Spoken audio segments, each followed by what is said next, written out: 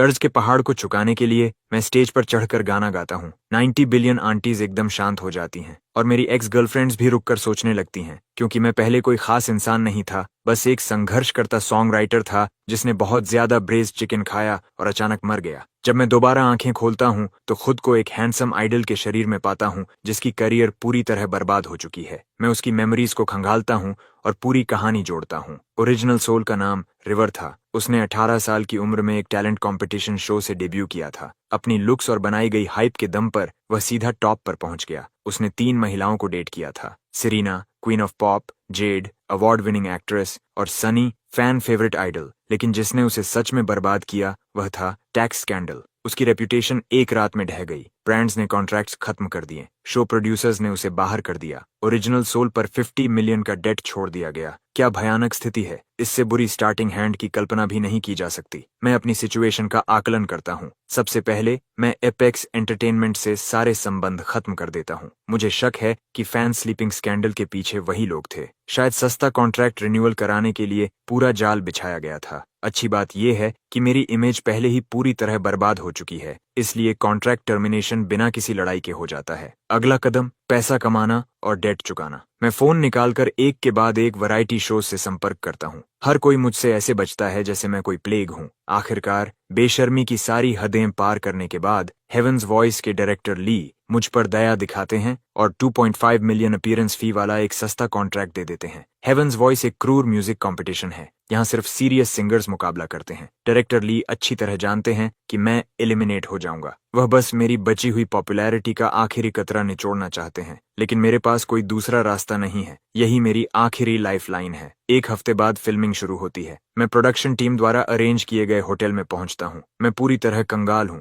Apartment तक बेच चुका हूं। 20 मिलियन से ज्यादा डेट है और हालत ऐसी है कि ब्रेज्ड चिकन तक ऑर्डर नहीं कर सकता। धत, चाहे कोई भी दुनिया हो, स्ट्रगल तो स्ट्रगल ही रहता है। इसी बीच होटल के दूसरे हिस्से में एक प्राइवेट डाइनिंग रूम में दूसरे कंटेस्टेंट्स बातें कर रहे हैं। यकीन होता है कि प्रोड्यूसर्स ने उसे भी बुलाया है। रिवर, उस आदमी की करियर पूरी तरह खत्म हो चुकी है। रूम में टॉप रैंक्ड सिंगर मार्कस धीरे धीरे अपना ड्रिंक पीता है और तिरस्कार से हंसता है। रिवर को भूल जाओ, उसकी स्किल लेवल के साथ वह सिर्फ कैनन फॉडर है। एलिमिनेशन राउंड आते ही बाहर हो जाएगा। कंटेस्टेंट्स में मार्कस का इंडस्ट्री स्टेटस सबसे ऊंचा है और सभी उसका सम्मान करते हैं। अगले दिन फिल्मिंग आधिकारिक रूप से शुरू हो जाती है। प्रोडक्शन टीम हर कंटेस्टेंट का एक छोटा इंट्रोडक्टरी इंटरव्यू अरेंज करती है। मेरा इंटरव्यू लेने वाली प्रोड्यूसर लगभग 30 साल की महिला है जिसका नाम इवॉन है। उसने सफेद शर्ट और जीन्स पहन रखी है और उसका मैच्योर आकर्षक फिगर पूरी तरह नजर आता है। इवॉन मेरी आंखों में देखते हुए पूछती है, रिवर, क्या तुम्हें लगता है कि तुम अगले राउंड तक पहुंच पाओगे? मैं हल्की मुस्कान के साथ उसकी तरफ देखता हूँ।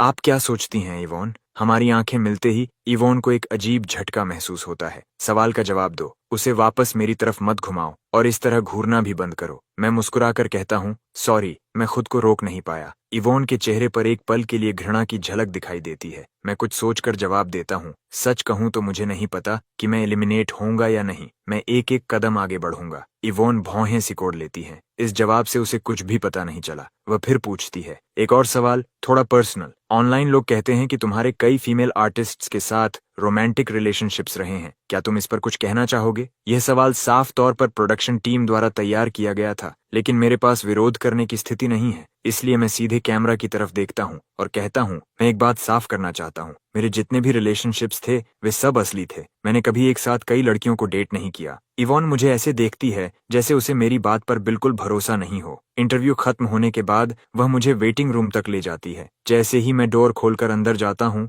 9 जोड़ी आंखें एक साथ मेरी तरफ घूम जाती हैं। उनमें क्यूरियोसिटी है, सरप्राइज है, लेकिन सबसे ज्यादा डिस्गस्ट है। मैं मुस्कुराकर सबको हाथ हिलाता हूँ। कैमरास चल रहे हैं, इसलिए वे मजबूरी में सिर हिला देते हैं। मैं पूरे रूम को देखता हूँ और एक शांत कोने में जाकर बैठ जाता हूँ। मार्कस मुझे ठंडी नजर से देखता है। उसकी आंखों में साफ तिरस्कार भरा हुआ है। स्टेज पर होस्ट पहले ही रूल्स समझा रहा है। हर राउंड में 500 ऑडियंस मेंबर्स वोट देंगे। पहला एपिसोड सिर्फ शोकेस राउंड है। एलिमिनेशन दूसरे एपिसोड से शुरू होगी। मार्कस सबसे पहले स्टेज पर जाता है। वह वही सॉन्ग गाता है जिसने उसे फेमस बनाया था। उसकी वोकल्स और सॉन्ग दोनों टॉप टियर हैं। शानदार। क्राउड पूरे परफॉर्मेंस के दौरान चीखता और तालियां बजाता रहता है। परफॉर्मेंस खत्म होने पर उसे 456 वोट्स मिलते हैं। किसी चमत्कार के बिना यह फर्स्ट प्लेस है। शो आगे बढ़ता रहता है और आखिरकार छठे परफॉर्मर के रूप में मेरी बारी आ जाती है। बाकी हर सिंगर को स्टेज पर जाने से पहले चीयर्स मिलते हैं, लेकिन जब मेरी बारी आती है तो एक भी इंसान कुछ नहीं कहता।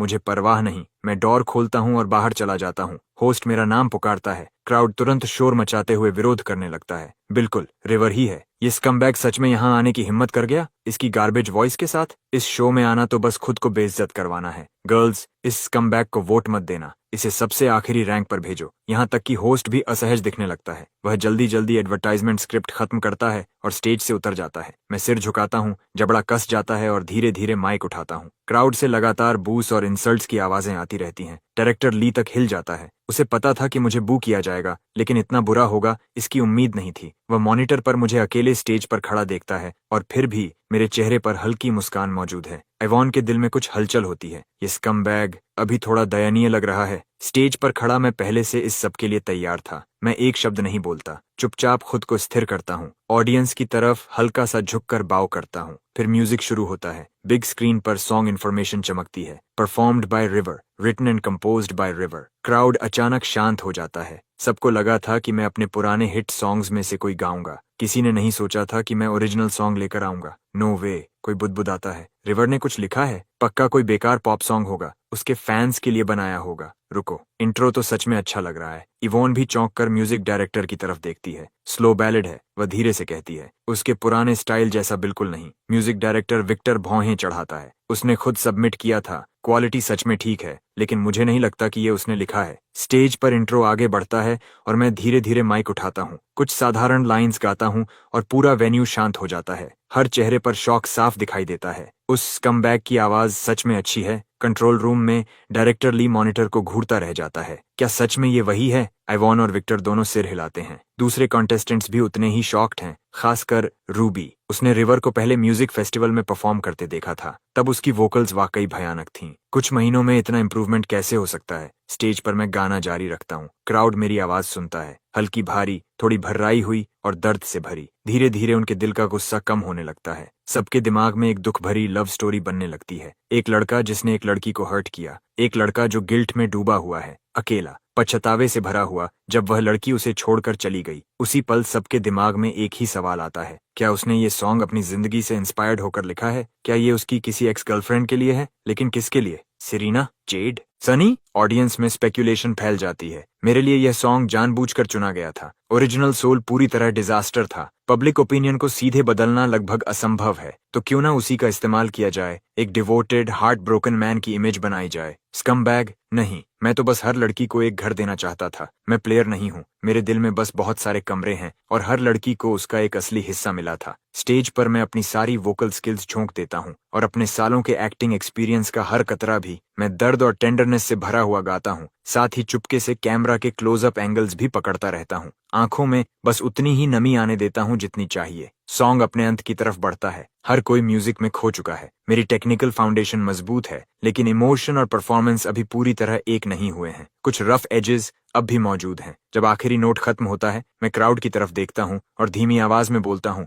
गला थोड़ा भर्रा जाता है। थैंक यू कि आप अभी भी मेरा गाना सुनने को तैयार हैं। मैं सच में दिल से ये कह रहा हूँ। मैं ऑडियंस को पूरा 90 डिग्री बाव देता हूँ, फिर म्यूजिशियंस की तरफ मुड़कर उन्हें भी बाव करता हूँ। कैमरा तुरंत क्लोजअप लेता है। बिग स्क्रीन पर हर कोई मेरी आंखों की सिंसेरिटी देख सकता है। उस पल पूरे हॉल में एक हल्का सा कंपन दौड़ जाता है। इवॉन मुझे स्टेज पर अकेले खड़ा देखती है और अचानक उसके दिल में दर्द सा उठता है। स्टेज से उतरने के बाद क्राउड फिर बातें करने लगता है। सॉन्ग सुंदर था, लेकिन ये आदमी अब भी स्कमबैग है। डिवोटेड लवर बनने का नाटक मत करो। मैं इसकी बातों में नहीं आने वाला। मैं इसे वोट नहीं दूंगा। वेटिंग रूम में लौटते ही दूसरे कॉन्टेस्टेंट्स मुझे देखते रह जाते हैं। वे साफ तौर पर चौंक गए हैं। मार्कस चुप्पी तोड़ता है। उसकी आवाज सपाट लेकिन नुकीली है। रिवर, वो सॉन्ग तुमने खुद लिखा था? बाकी सब भी उत्सुकता से मेरी तरफ देखने लगते हैं। मैं एक पल रुकता हूँ, फिर सिर हिला देता हूँ। हाँ, मार्कस हल्की मुस्कान देता है। तुम्हारे पुराने स्टाइल से काफी अलग है। उसका मतलब बिल्कुल साफ था। उसे लगता था कि मैंने वह सॉन्ग किसी और से खरीद लिया है। मैं अच्छी तरह समझ गया कि वह क्या कहना चाहता है, इसलिए तुरंत जवाब देता हूँ,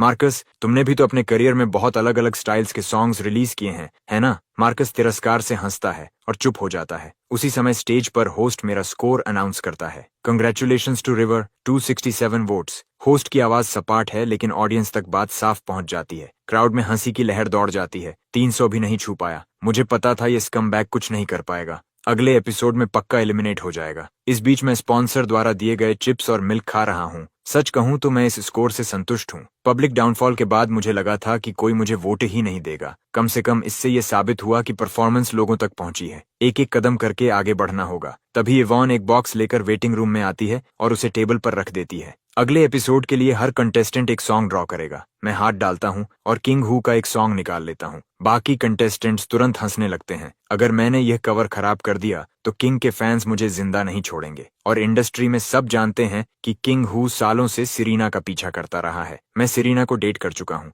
अब ये पूरा मामला एक तमाशा बनने वाला था। इवॉन मुझे सहानुभूति भरी नजर से देखती है। मैं सिर्फ मुस्कुराकर कंधे उचका देता हूँ। अब डरने जैसा कुछ बचा ही नहीं है। मुझे सिर्फ पैसे चाहिए। इसी तरह पहला एपिसोड खत्म हो जाता है। पेमेंट भी समय पर आ जाती है। फिल्मिंग खत्म होने के अगले दिन 2.5 मिलियन यूएन मेरे अकाउंट में पहुंच जाते हैं। आखिरकार मैं राहत की सांस ले पाता हूँ। डेट अभी भी 20 मिलियन यूएन से ज्यादा है, लेकिन कम से कम अब जिंदा रह सकता हूँ। हेवंस वॉइस ही इस समय मेरा एकमात्र काम है, इसलिए मैं होटल में ही रुक जाता हूँ। हर दिन प्रैक्टिस करता हूँ और सोशल मीडिया स्क्रॉल करता रहता हूँ। हेट अभी भी लगातार आ रही है, लेकिन अजीब बात यह है कि मेरे पुराने एंटी फैंस अब सबसे ज्यादा शोर मचाने वालों में शामिल हैं। 2 दिन बाद प्रोडक्शन टीम पहला एपिसोड प्रीव्यू रिलीज करती है। 3 मिनट का प्रीव्यू क्लिप, जिसमें ज्यादातर प्री कॉम्पिटिशन इंटरव्यूज हैं, लेकिन सबसे विस्फोटक हिस्सा वह है जहां मैं अपनी 3 फेमस एक्स गर्लफ्रेंड से जुड़े सवालों का जवाब देता हूं। इंटरनेट फट पड़ता है। घिनौना आदमी मेरी क्वीन का नाम इस्तेमाल करके अटेंशन ले रहा है। इस आदमी को कभी माफ नहीं किया जाएगा। कृपया इंडस्ट्री छोड़ दो। ऑनलाइन डिबेट आग की तरह फैल जाती है और हेवंस वॉइस भी उसी के साथ स्पॉटलाइट में आ जाता है। सिर्फ 2 घंटे के अंदर ये नंबर 1 ट्रेंडिंग टॉपिक बन जाता है। डायरेक्टर ली नंबर्स देखकर संतुष्टि से सिर हिलाता है। ये डील वाकई काम कर रही है। तभी विक्टर बोलता है, डायरेक्टर, रिवर बहुत ट्रैफिक ला रहा है, लेकिन उसके एंटी फैंस बहुत ज्यादा हैं। लॉन्ग टर्म में इतनी नेगेटिव हीट शो और नेटवर्क दोनों को नुकसान पहुंचा सकती है। डायरेक्टर ली चुप हो जाता है। ये वाजिब चिंता थी, लेकिन इतनी बड़ी ट्रैफिक वेव को छोड़ देना भी बेकार होता। आखिरकार वह कहता है, फिलहाल देखते हैं, दूसरे एपिसोड में उसे बाहर कर देंगे। दूसरी तरफ जेड स्टूडियो में उसकी असिस्टेंट मिया डॉक्यूमेंट्स का ढेर लेकर अंदर जा रही होती है। तभी एक कॉलीग उसे रोक लेता है। सावधान रहना, बॉस आज बहुत खराब मूड में है। मिया वहीं रुक जाती है। क्या हुआ? वह सावधानी से पूछती है। कॉलीग आंखें घुमाता है। वही स्कमबैग फिर ट्रेंडिंग में है। मिया तुरंत ट्रेंडिंग पेज खोलती है। सब कुछ समझ में आ जाता है। वह खुद को बड़बड़ाने से नहीं रोक पाती। River, seriously? बॉस के पास सब कुछ है, पैसा, लुक्स, टैलेंट, फिर भी उस स्कमबैग ने सब कुछ कैसे बर्बाद कर दिया? माया को पहले लगता था कि वे दोनों परफेक्ट कपल थे, लेकिन रिलेशनशिप खत्म करने वाला रिवर ही था। ब्रेकअप म्यूचुअल था, कोई ड्रामा नहीं हुआ था। जेड ने कभी वजह नहीं बताई, लेकिन उसके थोड़े समय बाद ही रिवर सनी को डेट करने लगा था। मिया सावधानी से ऑफिस में दाखिल होती है। जेड डेस्क पर बैठी फाइल्स के ढेर में डूबी हुई है। उसके चेहरे का भाव बहुत खराब है। बॉस, ये वो डॉक्यूमेंट्स हैं जो आपने मांगे थे। मिया हर शब्द सोच समझ कर बोलती है, क्योंकि उसे डर है कि कहीं जेड भड़क न जाए। जेड सामने पड़े पेपरवर्क के पहाड़ को घूरती है और भौहें सिकोड़ लेती है। ठीक है, रख दो और जाओ। उसकी आवाज में साफ झुंझलाहट होती है। मिया राहत की सांस लेते हुए बाहर निकल जाती है। जेड फोन उठाती है और ट्रेंडिंग टॉपिक्स स्क्रॉल करने लगती है। जल्द ही उसकी नजर रिवर के इंटरव्यू क्लिप पर पड़ती है। उसका मूड और खराब हो जाता है। वह झुंझलाकर फोन एक तरफ फेंक देती है। शहर के दूसरे हिस्से में मार्कस किंग को पता चलता है कि रिवर अगले एपिसोड में उसका एक सॉन्ग कवर करने वाला है। ये सुनते ही वह प्रोडक्शन टीम से तुरंत संपर्क करता है। किंग हू ने कवर सॉन्ग पर बैन लगा दिया। वह कॉन्ट्रैक्ट तोड़ना पसंद करेगा, लेकिन रिवर को उसका सॉन्ग परफॉर्म करने नहीं देगा। इवॉन ने कॉल काटा और उसका एक्सप्रेशन तनाव से भर गया। इतनी जल्दी रिप्लेसमेंट सॉन्ग ढूंढना लगभग असंभव था। डायरेक्टर ली ने हाथ हिलाकर बात खत्म कर दी। रिवर को खुद इसका हल निकालने दो। अगर नहीं कर सकता तो अपना कोई सॉन्ग गा ले। ये पूरी तरह अनफेयर था, लेकिन कुछ किया भी नहीं जा सकता था। वैसे भी उनकी नजर में वह सिर्फ कैनन फॉडर था। अगले राउंड में उसे बाहर होना ही था। जल्द ही सैटरडे आ गया। हेवंस वॉइस की 2nd एपिसोड की फिल्मिंग शुरू हो गई। 1st एपिसोड अगले फ्राइडे ब्रॉडकास्ट होने वाला था। ऑडियंस मेंबर्स अपनी सीट्स पर बैठने लगे। वेटिंग रूम में सबसे पहले मैं पहुंचा। बाकी कॉन्टेस्टेंट्स एक एक करके अंदर आए। हर एक ने मुझसे दूरी बनाकर रखी। कभी टॉप आइडल रहा इंसान अब इस हालत में पहुंच चुका था। मुझे कोई फर्क नहीं पड़ा। मैं बस स्पॉन्सर द्वारा दिया गया मिल्क पीता रहा। फ्री चीजें हमेशा ज्यादा स्वादिष्ट लगती हैं। रूबी ने चोरी से मेरी तरफ देखा। रिवर वाकई बहुत हैंडसम था। कोई हैरानी नहीं कि वह इतनी चीजों से बच निकलता रहा। होस्ट स्टेज पर आया और फिल्मिंग ऑफिशियली शुरू हो गई। पिछले एपिसोड में मैं सबसे आखिरी रैंक पर था, इसलिए इस बार मुझे सबसे पहले परफॉर्म करना था।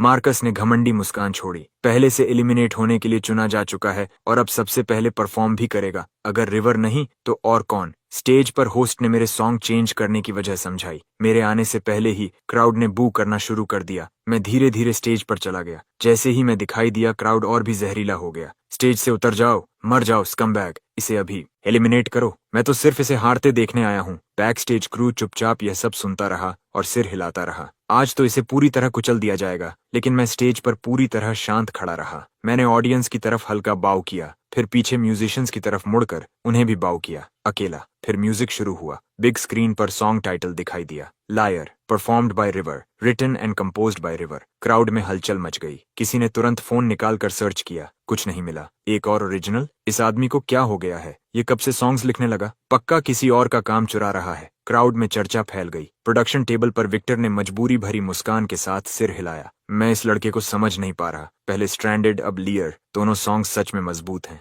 इवॉन इंट्रो सुनते हुए कुछ पल के लिए खो गई। काफी देर बाद उसने धीरे से कहा, शायद उसने सच में ये सॉन्ग्स खुद लिखे हैं। उसकी हालत इतनी खराब है कि कोई उसके लिए गोस्ट राइटिंग क्यों करेगा? वेन्यू अब भी शोर और हॉस्टिलिटी से भरा हुआ था। हर तरफ आवाजें गूंज रही थीं। स्टेज से उतर जाओ, तुम स्कमबैग हो और तुम्हें खुद पता है। लेकिन मैं बिल्कुल प्रभावित नहीं हुआ। इंट्रो को अपने ऊपर बहने दिया और धीरे धीरे मूड में उतर गया। अगले कुछ मिनटों में मुझे अपनी पूरी एक्टिंग स्किल की जरूरत पड़ने वाली थी। ये हिस्सा छोड़ा नहीं जा सकता था। जैसे जैसे इंट्रो आगे बढ़ा, मैंने धीरे धीरे माइक उठाया। पहली लाइन निकलते ही क्राउड फिर उबल पड़ा। क्या ये स्कमबैग सच में शो ऑफ कर रहा है? 3 सेलिब्रिटी एक्स गर्लफ्रेंड्स होने पर इतना गर्व है इसे? ऑडियंस में बैठे आधे लड़के ऐसे लग रहे थे जैसे स्टेज पर चढ़ जाएंगे। लेकिन फिर धीरे धीरे शोर कम होने लगा। रूबी का एक्सप्रेशन बदल गया। क्या यह भी उसकी जिंदगी से लिखा गया सॉन्ग है? शुरुआत में ये ब्रैगिंग जैसा लगा, लेकिन जितना ज्यादा उसने सुना उतना ही कुछ अजीब महसूस हुआ। ऑडियंस को भी वही एहसास होने लगा। लिरिक्स का हर शब्द आयरनी से भरा हुआ था। वह दिखाता था कि उसे परवाह नहीं,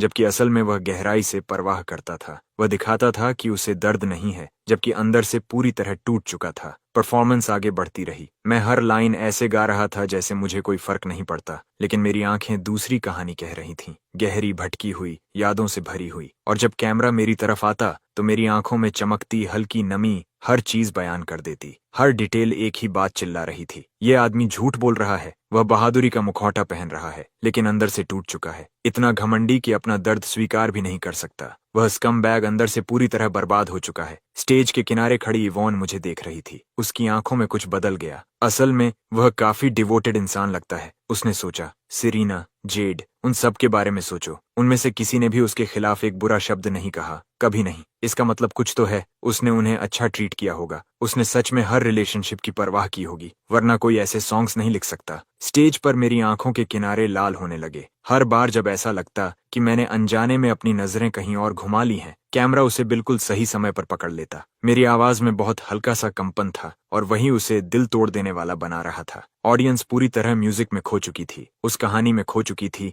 जो यह सॉन्ग सुना रहा था। आखिरकार आखिरी नोट खत्म हो गया। क्राउड में काफी लोग अपनी आंखों के आंसू रोकने की कोशिश कर रहे थे। मैंने ज्यादा कुछ नहीं कहा। कैमरा की तरफ देखा, फिर ऑडियंस और म्यूजिशियंस दोनों को गहरा बाव किया। मेरी आवाज अब भी कांप रही थी। थैंक यू, मुझे यह सॉन्ग पूरा करने देने के लिए एक बार फिर धन्यवाद। मेरी टूटी हुई आवाज सुनकर, मुझे सिर्फ अपनी इच्छा शक्ति के सहारे खुद को संभालते हुए देखकर, इतना टूटा हुआ और अकेला देखकर, अचानक क्राउड में से किसी ने खुद को रोक नहीं पाया और चिल्लाया, रिवर मत रो। पूरा हॉल एकदम शांत हो गया। मेरी बात उन तक पहुंच चुकी थी और उसी पल सब समझ गए कि इस सॉन्ग का नाम लियर क्यों था, क्योंकि इसकी हर एक लाइन झूठ थी। लिरिक्स में बार बार कहा गया, मुझे फर्क नहीं पड़ता, लेकिन असल में वह किसी भी इंसान से ज्यादा परवाह करता था। कुछ सॉफ्ट हार्टेड ऑडियंस मेंबर्स चुपचाप अपनी आंखें पोंछ रहे थे। जिसने अभी अभी जोर से आवाज लगाई थी, उसकी आंखें भी अब लाल थीं। उसने वोटिंग डिवाइस को देखा। वैसे भी यह एलिमिनेट हो जाएगा, एक वोट से क्या बदल जाएगा, उसने खुद से कहा। मैं रिवर को नहीं, इस सॉन्ग को वोट दे रही हूँ।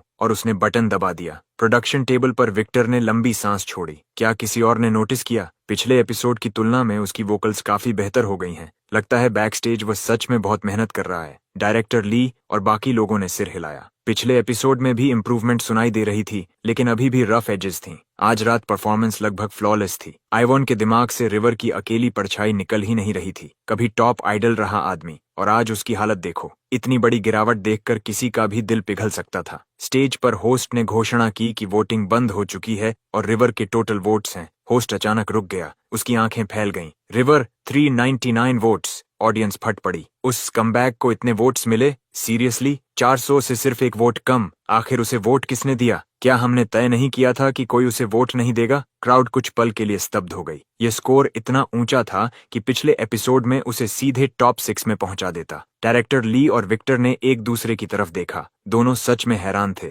क्या सच में यह एलिमिनेट होने से बच सकता है? वेटिंग रूम में पिछले एपिसोड के लोअर रैंक्ड कंटेस्टेंट्स घबराने लगे। कुछ तो नर्वसनेस में अपने नोट्स तक मसलने लगे। मार्कस पूरी तरह हक्का बक्का दिखाई दे रहा था। वह मेरी तरफ मुड़ा। चेहरे पर मुस्कान थी, लेकिन आंखों तक नहीं पहुंची। तुम्हारा नया सॉन्ग काफी अच्छा था रिवर। सुना है तुमने इसे कल ही लिखा था। इतनी स्पीड शायद पूरी इंडस्ट्री में कोई और ऐसा नहीं कर सकता। उसके शब्दों का मतलब साफ था। वह सोच रहा था कि मैंने यह सॉन्ग किसी और से खरीदा है। मैं उसके हर छिपे हुए ताने को समझ गया। ये बूढ़ा सांप शो शुरू होने के बाद से हर मौके पर मुझे निशाना बना रहा था, जैसे मैं कोई आसान टारगेट हूं। मैंने धीरे से मुस्कुराया, पूरी तरह शांत, सिर्फ इसलिए कि मार्कस कोई चीज नहीं कर सकता। इसका मतलब ये नहीं कि दुनिया में कोई और भी नहीं कर सकता। वैसे मार्कस, काफी समय हो गया तुम्हारा कोई नया सॉन्ग नहीं आया। लगता है तुम अपनी म्यूजिक से ज्यादा बाकी लोगों पर नजर रखने में व्यस्त हो। मार्कस को इसकी बिल्कुल उम्मीद नहीं थी। उसका चेहरा लाल हो गया, गर्दन तक लाल हो गई। उसने ठंडी सी आवाज निकाली और चुप हो गया। रूम में मौजूद बाकी लोग अविश्वास से मुझे देख रहे थे।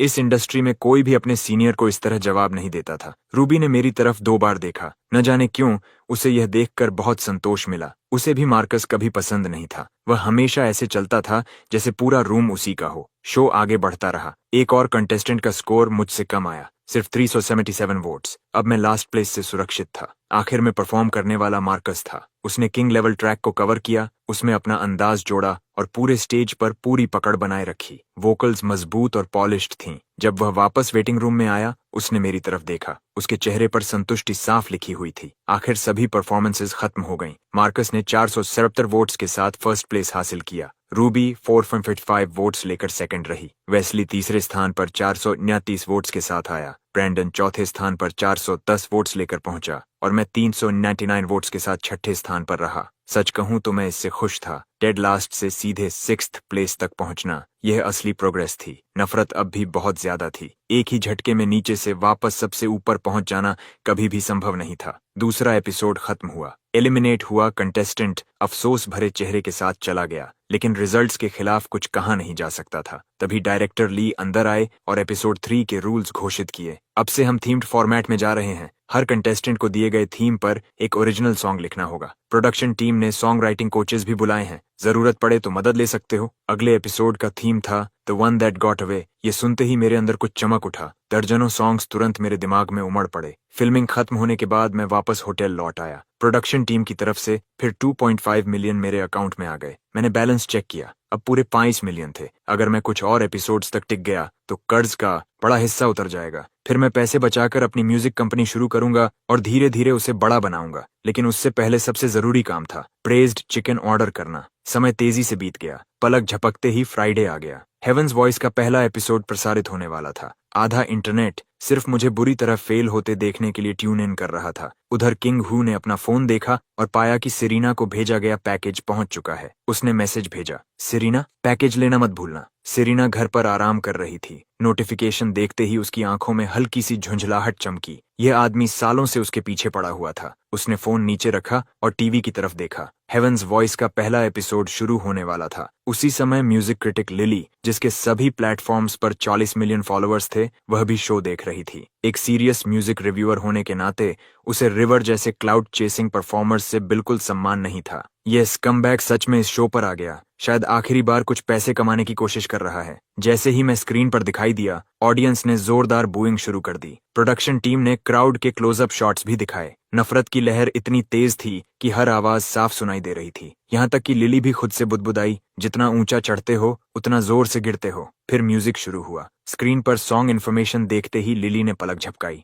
उसका ओरिजिनल सॉन्ग इंट्रो बजते ही उसके प्रोफेशनल इंस्टिंक्ट्स सक्रिय हो गए, क्योंकि इंट्रो अविश्वसनीय रूप से कैची था। सिरीना की आंखों में भी हल्की जिज्ञासा चमकी। वे 2 साल साथ रहे थे, वह उसकी वोकल्स को अच्छी तरह जानती थी, लेकिन सच कहें तो सिंगिंग के अलावा उसमें आलोचना करने लायक ज्यादा कुछ नहीं था। जब उसने रिवर को एक सीरियस म्यूजिक कंपटीशन में देखा तो वह समझ गई कि उसे किसी कोने में धकेल दिया गया है, नहीं तो वह कभी इतना बड़ा जोखिम नहीं लेता, खासकर अपनी स्किल लेवल और प्रोडक्शन टीम के उसके साथ मजाक बनाने वाले रवैये को देखते हुए। वह स्टेज पर उसे देखती रही। वह चेहरा अब भी उतना ही खूबसूरत था, लेकिन जब उसने गाना शुरू किया तो सिरीना के शांत चेहरे पर भी आश्चर्य की हल्की लहर दौड़ गई। उसकी वोकल्स बहुत बेहतर हो चुकी थीं। उसे याद आया कि रिलेशनशिप के दौरान वह उससे कहा करती थी, तुम सिंगर हो, अगर लंबा करियर चाहते हो तो मेहनत करनी होगी। और वह हमेशा अपनी टेढ़ी मुस्कान के साथ कहता, तो क्या तुम मेरी मदद करोगी? एक बात से दूसरी बात बढ़ती चली गई थी। जब उनका ब्रेकअप हुआ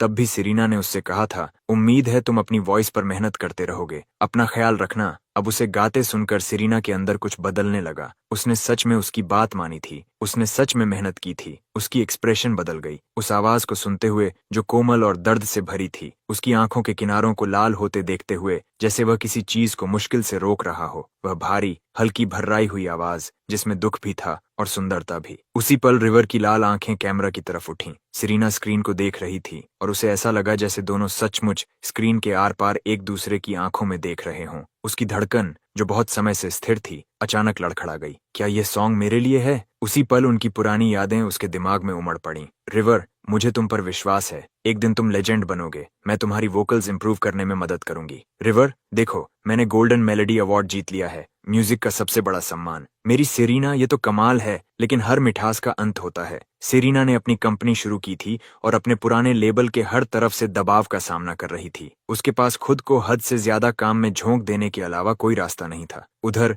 रिवर ने एपेक्स एंटरटेनमेंट के साथ कॉन्ट्रैक्ट साइन कर लिया था। उसकी पॉपुलैरिटी आसमान छूने लगी। वह देश का नंबर 1 आइडल बन गया। दोनों की मुलाकातें कम होती गईं। आखिरकार रिश्ता खत्म करने वाला भी रिवर ही था। सिरीना ने उसे रोकने की कोशिश की, लेकिन कुछ नहीं बदला। वह कभी समझ ही नहीं पाई कि उसने आखिर गलती क्या की थी। क्या वह उनकी फ्यूचर के लिए इतनी मेहनत नहीं कर रही थी? ब्रेकअप के 1 महीने से भी कम समय बाद उसने रिवर को जेड के साथ देख लिया, जो उसकी सबसे करीबी दोस्त थी। उसी पल उसके दिल में बची आखिरी उम्मीद भी टूट गई। उसका दिल पूरी तरह बिखर गया। उसके बाद वह आधा महीना घर में अकेली रही। जेड के साथ उसकी दोस्ती खत्म हो चुकी थी। उसके पास बस एक ही रास्ता बचा था, खुद को और ज्यादा काम में झोंक देना। उसने अपने पुराने लेबल के दबाव का सामना किया और अपनी कंपनी को शून्य से खड़ा किया। और अब ये सॉन्ग सुनते हुए उसका मन फिर भटकने लगा। क्या ये सच में मेरे लिए है? क्या वह कह रहा है कि उसे पछतावा है, कि उसे एहसास हो गया है कि वह गलत था? दूसरी तरफ एपिसोड देखने वाले व्यूअर्स भी पूरी तरह हैरान थे।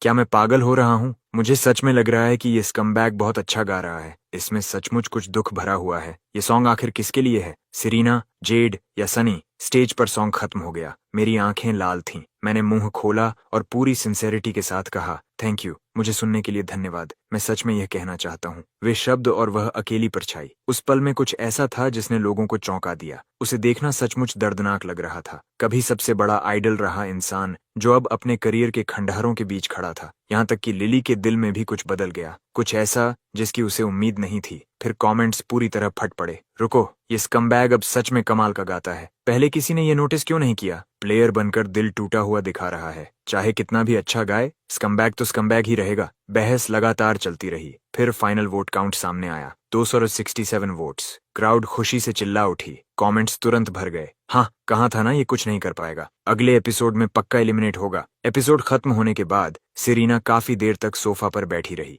हिली तक नहीं। सॉन्ग की मेलोडी उसके दिमाग में बार बार घूम रही थी। उधर लिली के घर पर एपिसोड खत्म होते ही उसने तुरंत वीडियो बनाना शुरू कर दिया। वह हर सॉन्ग पर रिव्यू नहीं करती थी, सिर्फ उन्हीं सॉन्ग्स पर जो उसके हिसाब से सच में लायक हों। और रिवर का सॉन्ग उस लिस्ट में शामिल हो गया। लिली को वह सॉन्ग सच में पसंद आया था। इस बीच हेवंस वॉइस ने पूरे ट्रेंडिंग चार्ट्स पर कब्जा कर लिया। मार्कस की लेजेंडरी परफॉर्मेंस, रूबी कमाल की। क्या वह सॉन्ग रिवर के लिए लिखा गया था? रिवर आखिरी स्थान पर। क्या रिवर सच में अपने सॉन्ग्स खुद लिखता है? ऐसे टॉपिक्स हर ट्रेंडिंग स्लॉट पर छा गए और आज रात के सॉन्ग की वजह से सेरीना, जेड और सनी भी दोबारा ट्रेंडिंग लिस्ट में पहुंच गईं। जेड पूरे दिन की शूटिंग खत्म करके होटल रूम में लौटी थी। उसने अपनी लंबी टांगें क्रॉस की और सॉन्ग सुना। उसके खूबसूरत चेहरे पर हैरानी की हल्की झलक आई। ये स्कमबैग इतना अच्छा कैसे हो गया? पुरानी यादें वापस आने लगीं। उसे ब्रेकअप का दिन याद आया। रिवर की बर्फ जैसी ठंडी आवाज। यहीं खत्म करते हैं, मैं थक गया हूँ। तुम हमेशा शूटिंग में रहती हो, हम महीने में एक बार भी मुश्किल से मिलते हैं।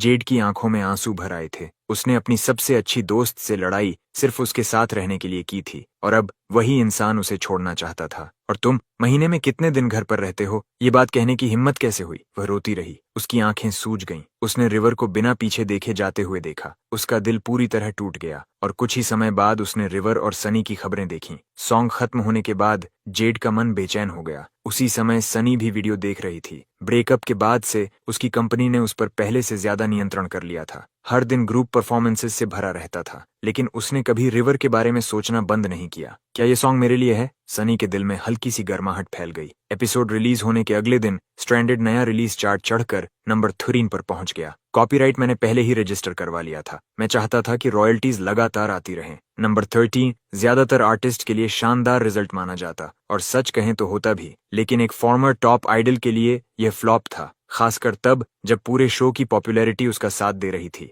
मैं टॉप 10 में भी नहीं पहुंच पाया था। यह सचमुच चुभने वाला था। मार्कस ने नंबर्स देखे और ठंडी हंसी छोड़ दी। उसका करियर पूरी तरह बर्बाद हो चुका था। फैन बेस लगभग खत्म हो गई थी। नंबर्स को पुश करने वाला कोई नहीं था। जाहिर है वह मुकाबला नहीं कर सकता था। लेकिन ठीक उसी समय लिली ने शॉर्ट फॉर्म वीडियो प्लेटफॉर्म्स पर अपना रिव्यू वीडियो अपलोड कर दिया। हेलो एवरीवन, मैं लिली हूँ। आज हम एक नए सॉन्ग स्ट्रैंडेड के बारे में बात करेंगे। वीडियो लाइव होते ही 1 घंटे से भी कम समय में ट्रेंडिंग पर पहुंच गया। ऑनलाइन जबरदस्त बहस छिड़ गई और रिवर का सॉन्ग पूरी तरह नए ऑडियंस के सामने पहुंच गया। अगली सुबह जब मेरी आंख खुली, स्ट्रैंडेड नए रिलीज चार्ट में सीधे नंबर 7 पर पहुंच चुका था। टॉप 10 शॉर्ट वीडियो प्लेटफॉर्म्स पर भी यह हर जगह दिखाई दे रहा था। हालांकि कमेंट्स अब भी दीवार से दीवार तक हेट से भरे हुए थे, लेकिन पैसा तो पैसा होता है। लोग जो चाहें बोलें। मैं कोई रातों रात अपनी इमेज बदलने वाला नहीं था। चुपचाप पैसे कमाना ज्यादा समझदारी थी। आखिर अभी भी बहुत बड़ा कर्ज बाकी था। मंडे जल्दी आ गया। हेवंस वॉइस के एपिसोड 3 की फिल्मिंग शुरू हुई। ऑडियंस एक एक करके हॉल में दाखिल हो रही थी। बैठते ही लोग फुसफुसाने लगे। वह स्कमबैग पिछले एपिसोड में सच में बच गया। मैं उसका चेहरा तक नहीं देख सकता। इस बार तो वह नहीं बचेगा। बैक स्टेज वेटिंग रूम में अब सिर्फ 9 कंटेस्टेंट्स बचे थे। एक कंटेस्टेंट पहले ही एलिमिनेट हो चुका था। मैं हमेशा की तरह अपने कोने में बैठा फ्री मिल्क पी रहा था। तभी मेरी नजर बगल में बैठी सिंगर रूबी पर गई। वह इतनी करीब थी कि उसका हल्का परफ्यूम भी महसूस हो रहा था। मेरी आंखें एक पल के लिए उसकी गोरी त्वचा की झलक पर टिक गईं। मैंने उसे जरूरत से एक बार ज्यादा देख लिया। रूम के दूसरी तरफ मार्कस वेस्ली के साथ बातों में व्यस्त था। दोनों काफी खुश दिखाई दे रहे थे। बीच बीच में मार्कस मेरी तरफ देखता और उसकी आंखों में तिरस्कार साफ झलकता। होस्ट स्टेज पर आया। एपिसोड 3 आधिकारिक रूप से शुरू हो गया। ये थीम्ड राउंड था। बाकी कंटेस्टेंट्स के चेहरे पर साफ तनाव दिखाई दे रहा था। मेरा प्रदर्शन चौथे नंबर पर था। जब मेरी बारी आई और मैं उठने लगा, तभी किसी ने मेरी शर्ट का किनारा पकड़ लिया। मैंने पीछे देखा। रूबी का चेहरा हल्का लाल हो गया था। उसने शर्मिंदा मुस्कान के साथ मेरी तरफ देखा। मैंने भी मुस्कुराकर सिर हिला दिया। कोई बात नहीं। उसकी आंखों में कुछ चमका, शायद उम्मीद, शायद उत्सुकता। मार्कस और वेस्ली पहले ही बड़ी स्क्रीन की तरफ देख रहे थे, जैसे मेरे शर्मिंदा होने का इंतजार कर रहे हों। मैं माइक लेकर स्टेज पर पहुंचा। क्राउड पहले जितनी क्रूर नहीं थी। यह भी एक तरह की प्रोग्रेस थी। मैंने खुद को शांत किया, थोड़ा अकेला और उदास महसूस करते हुए हमेशा की तरह ऑडियंस को पूरा 90 डीजी बॉव किया। ऑडियंस ने इसे नोटिस किया। इसमें कुछ बदल गया है। ये पहले से ज्यादा हम्बल लगता है, ज्यादा सच्चा। म्यूजिक धीरे धीरे शुरू हुआ। स्क्रीन पर सॉन्ग का टाइटल उभरा, little by little, performed by River, written and composed by River. फिर एक ओरिजिनल सॉन्ग। क्राउड तुरंत प्रतिक्रिया देने लगी। क्या यह आदमी हर हफ्ते ओरिजिनल सॉन्ग लेकर आ रहा है? तो क्या पहले वाले सॉन्ग्स भी सच में उसी ने लिखे थे? इंट्रो तो अच्छा लग रहा है, रुको पहले सुनते हैं। रूबी की आंखों में आश्चर्य चमका। ये थीम्ड सॉन्ग राइटिंग राउंड था। ज्यादातर कंटेस्टेंट्स ने कोचेस की मदद ली थी, लेकिन रिवर ने सब कुछ अकेले किया। 3 एपिसोड्स, 3 ओरिजिनल सॉन्ग्स। अब यह मानना मुश्किल होता जा रहा था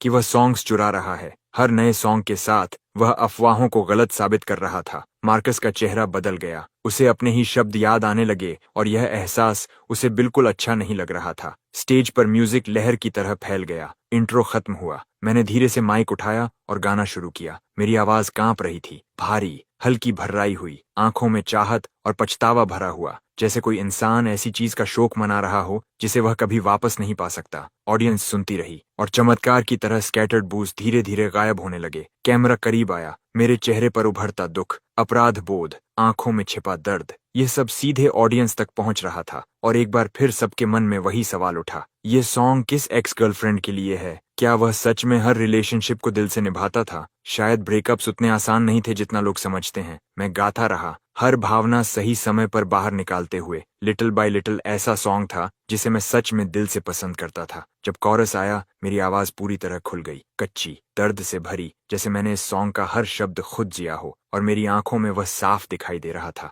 पछतावा। इवॉन साइड स्टेज से देख रही थी। थीम था the one that got away. और इस सॉन्ग को सुनकर एक बात बिल्कुल साफ थी, रिवर उस चीज से अब भी पीछा नहीं छुड़ा पाया था जिसे वह खो चुका था। खासकर पहले वर्ष में वह इतना व्यस्त था, वह हमेशा उन लोगों से टकराता रहा था जिनसे वह प्यार करता था। क्या सेरीना के साथ भी यही हुआ था? ऑडियंस अब पूरी तरह सॉन्ग में डूब चुकी थी। मेरा परफॉर्मेंस जारी रहा और जैसे जैसे लोग सुनते गए, पूरे हॉल में एक अजीब सा दर्द फैलने लगा। शांत, अनकहा, लेकिन महसूस होने वाला। ये स्कमबैग, ऐसा लगता है जैसे ये सच में प्यार को गंभीरता से लेता था। सॉन्ग धीरे धीरे अपने अंत की ओर बढ़ा, फिर खत्म हो गया। पूरा वेन्यू एकदम शांत हो गया। ऑडियंस अब भी म्यूजिक के असर से बाहर नहीं निकली थी। मैंने फिर से बो किया। आंखों के किनारे लाल थे, आवाज हल्की कांप रही थी। पूरी ईमानदारी के साथ मैंने कहा, thank you, I really mean it. एक बो के बाद दूसरा बो, एक थैंक यू के बाद दूसरा थैंक यू। लगातार 3 राउंड से यही हो रहा था। क्राउड में फुसफुसाहट शुरू हो गई। ये अलग लग रहा है, पता नहीं क्यों,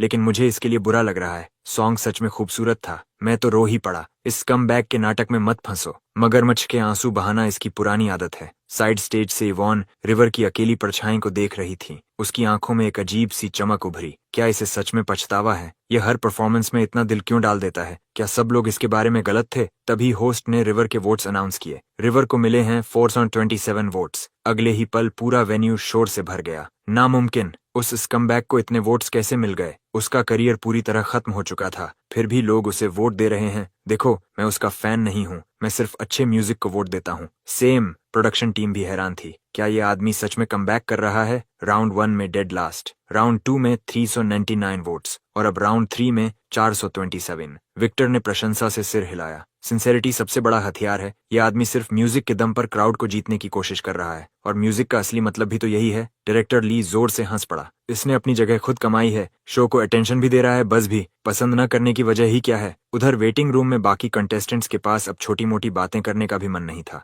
हर चेहरे पर तनाव साफ दिखाई दे रहा था। जरा सी चूक और बाहर। मार्कस को लग रहा था कि ऑडियंस पागल हो गई है। इस आदमी की रेप्यूटेशन पूरी तरह बर्बाद हो चुकी है, फिर भी इतने लोग इसे वोट दे रहे हैं। ये बात उसे बिल्कुल पसंद नहीं आ रही थी। आखिर सभी परफॉर्मेंसेस खत्म हुए और राउंड 3 की फाइनल रैंकिंग सामने आई। मार्कस 465 वोट्स के साथ फिर फर्स्ट प्लेस पर रहा। रूबी सिर्फ 460 वोट्स के साथ दूसरे नंबर पर रही। तीसरा स्थान ब्रैंडन को मिला, जिसने इस राउंड में शानदार परफॉर्मेंस दी थी और 446 वोट्स हासिल किए। वेस्ली चौथे स्थान पर 463 वोट्स के साथ रहा और मैं 457 वोट्स के साथ 5वें स्थान पर पहुंच गया। सच कहूं तो मैं इससे ज्यादा खुश नहीं हो सकता था। चीजें धीरे धीरे सही दिशा में जा रही थीं। बाकी कंटेस्टेंट्स के चेहरे पढ़ना मुश्किल था। मुझे एक और राउंड सरवाइव करते देखना उनके लिए आसान नहीं था। एलिमिनेटेड कॉन्टेस्टेंट का चेहरा मायूसी से भरा हुआ था। मार्कस ने नोटिस किया कि रूबी उससे सिर्फ 5 वोट्स पीछे थी। उसकी आंखों में ठंडापन उतर आया। राउंड 1 से अब तक वह लगातार टॉप स्पॉट पर बना हुआ था। उसकी पॉपुलैरिटी फिर से ऊपर जा रही थी। उसकी लेबल चाहती थी कि वह किसी भी कीमत पर फर्स्ट प्लेस बनाए रखे।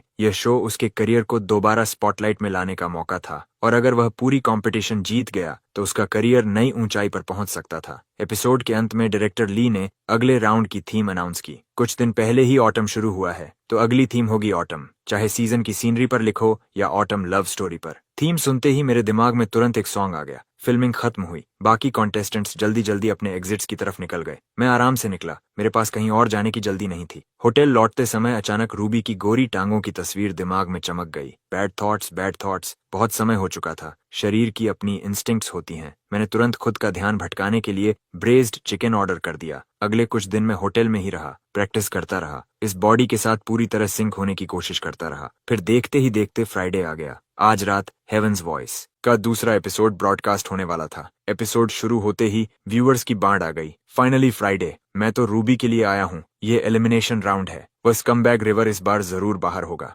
लाइव कमेंट्स शुरू होने से पहले ही पागलों की तरह दौड़ने लगे। स्ट्रैंडेड इस समय धूम मचा रहा था। वह न्यू रिलीज चार्ट में सीधे नंबर 4 पर पहुंच चुका था, लेकिन फिर भी बहुत से लोग रिवर को माफ करने के लिए तैयार नहीं थे। हालांकि कुछ सपोर्टर्स उसका बचाव कर रहे थे। वह बहुत मेहनत कर रहा है, मुझे उस पर भरोसा है। वह कहीं नहीं जा रहा, वह आखिर तक पहुंचेगा। लिली भी समय पर एपिसोड देख रही थी। उसे स्ट्रैंडेड बेहद पसंद था। जितनी बार वह उसे सुनती उतना ही अच्छा लगता, लेकिन जैसे ही उसे याद आता कि यह सॉन्ग रिवर ने लिखा है, वह सिर हिला देती। किसी तरह यह आदमी इतनी अच्छी सॉन्ग का हकदार नहीं है। एपिसोड आगे बढ़ता गया। पिछले राउंड में आखिरी स्थान पर रहने वाला रिवर सबसे पहले स्टेज पर आया। होस्ट ने कॉपीराइट इश्यू और सॉन्ग बदलने की वजह समझाई। उसी समय किंग हू भी घर पर शो देख रहा था। उसने ठंडी हंसी छोड़ी। सच में लगा था कि मेरा सॉन्ग गालेगा? ड्रीम देखते रहो। दूसरी तरफ सेरिना नई एल्बम की तैयारी में डूबी हुई थी। वह थकी हुई घर लौटी और टीवी के सामने सोफा पर गिर पड़ी। जब उसने रिवर का लास्ट मिनट सॉन्ग चेंज देखा तो उसकी भौं हल्की सिकुड़ गई। वह अच्छी तरह जानती थी कि बैक स्टेज क्या हुआ होगा।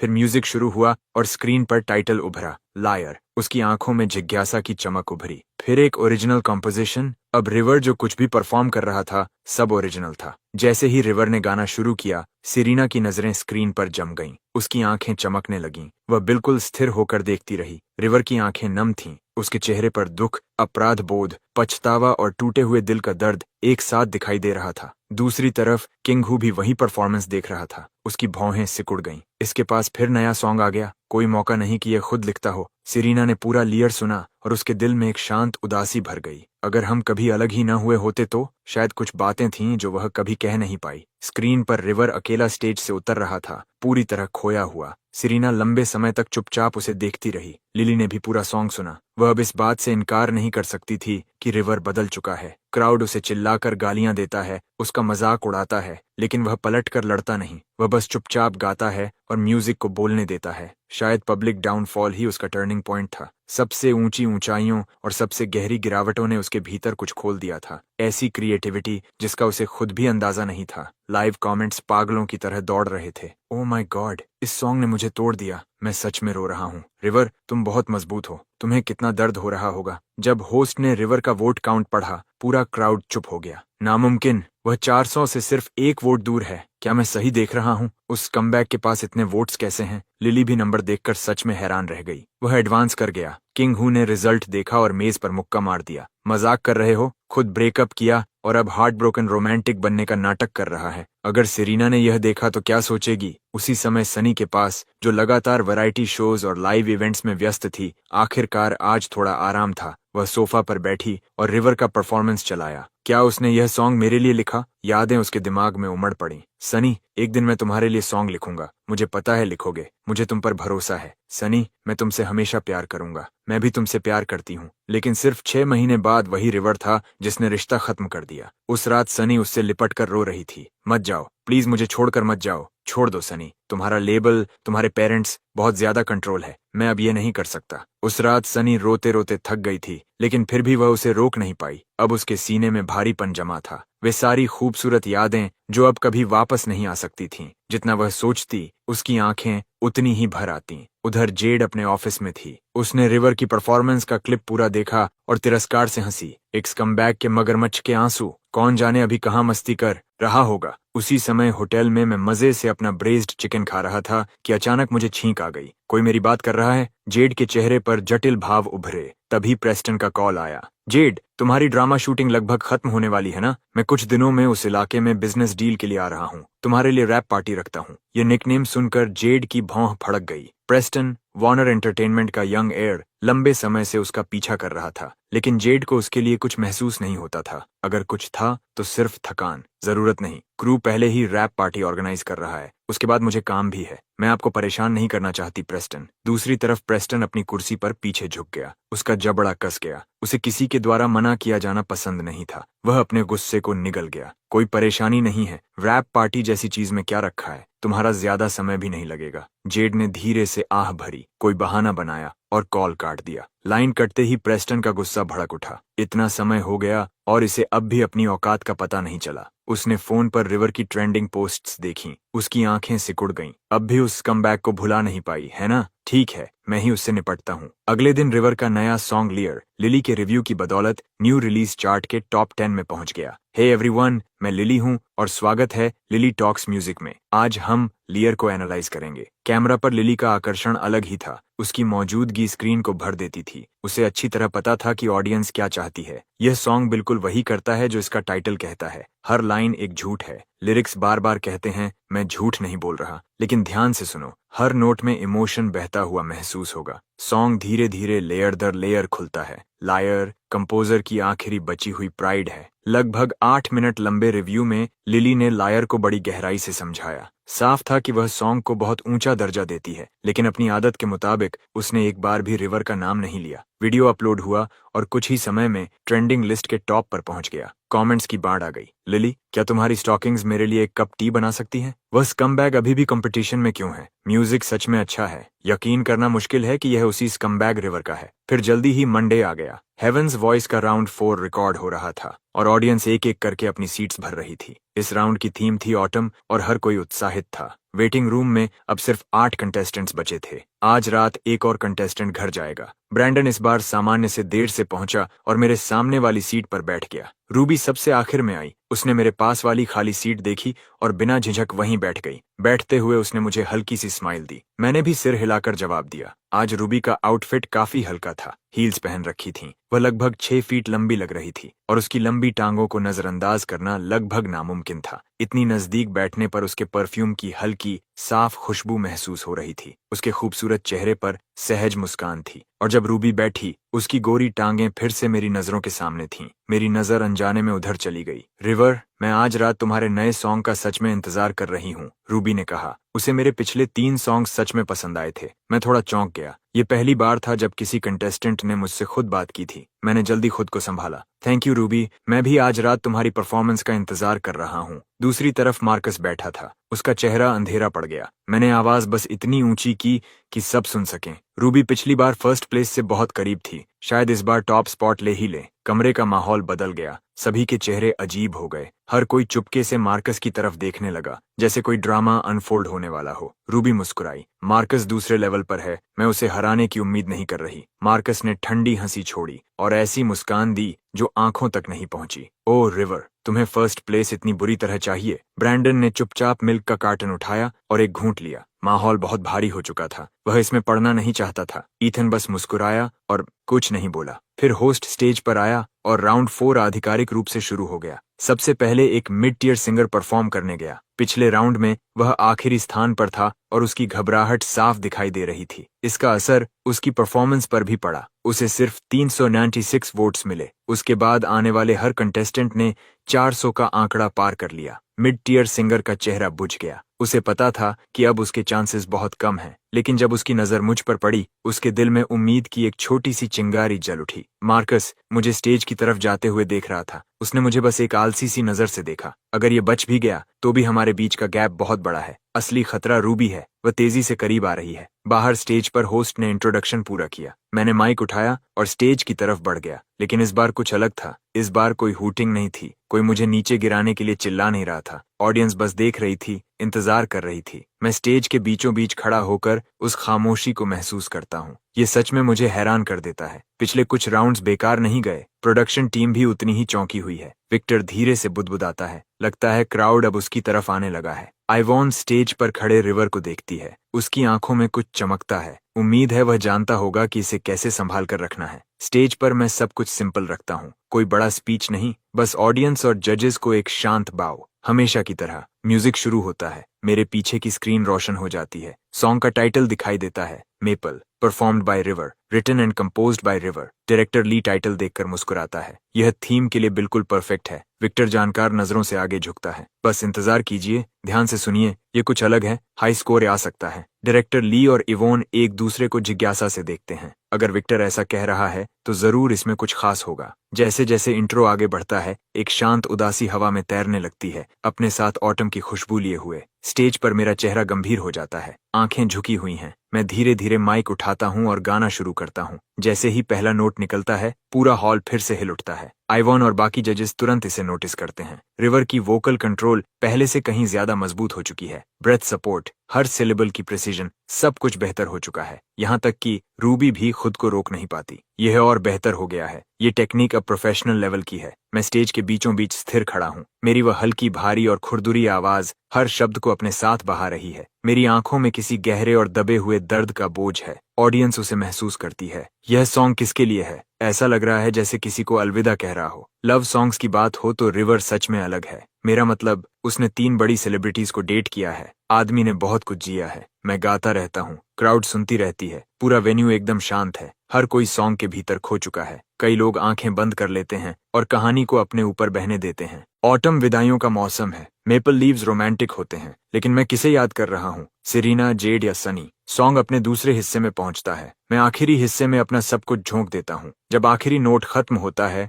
मेपल भी खत्म हो जाता है। ये एक ऐसा सॉन्ग है जिसे मैं सच में प्यार करता हूँ। गिरते हुए मेपल लीव्स के जरिए ये ऐसी मोहब्बत की तस्वीर बनाता है जो दिल की गहराई तक काट जाती है। मेरी आंखें नम हो जाती हैं। ये परफॉर्मेंस नहीं है, मुझे सच में उसकी याद आ गई थी। मेरा पहला प्यार। कहीं बहुत गहराई से दुख उठता है, लेकिन मैं अपना चेहरा शांत रखता हूँ, जैसे उसका मुझ पर कोई असर ही नहीं हो रहा। मैं धीरे से सांस लेता हूँ। मेरी आवाज हल्की सी कांपती है जब मैं बोलता हूँ, thank you, I really mean that. हमेशा की तरह। बो, थैंक यू। शांत और सच्चा। ऑडियंस जैसे अचानक वर्तमान में लौट आती है। वे मुझे स्टेज से उतरते हुए देखती हैं और उनके दिलों में कुछ बदल जाता है। एक अनजानी भावना ऊपर उठती है, कुछ ऐसा जो अपराध बोध जैसा लगता है। किसी को टुकड़े टुकड़े कर देना दुनिया का सबसे आसान काम है, लेकिन कितने लोग रुककर यह पूछते हैं कि जो कुछ कहा जा रहा है वह सच भी है या नहीं? क्या वह सच में वही स्कमबैग है जैसा उसे बनाया गया? अगर ऐसा है तो उसे ब्लैकलिस्ट क्यों नहीं किया गया? हॉल का माहौल जटिल हो जाता है। कुछ ज्यादा भावुक दर्शक तो पहले ही रो रहे हैं। ये सॉन्ग बहुत ज्यादा खूबसूरत है। प्रोडक्शन डेस्क पर विक्टर डायरेक्टर ली की तरफ मुड़कर कहता है,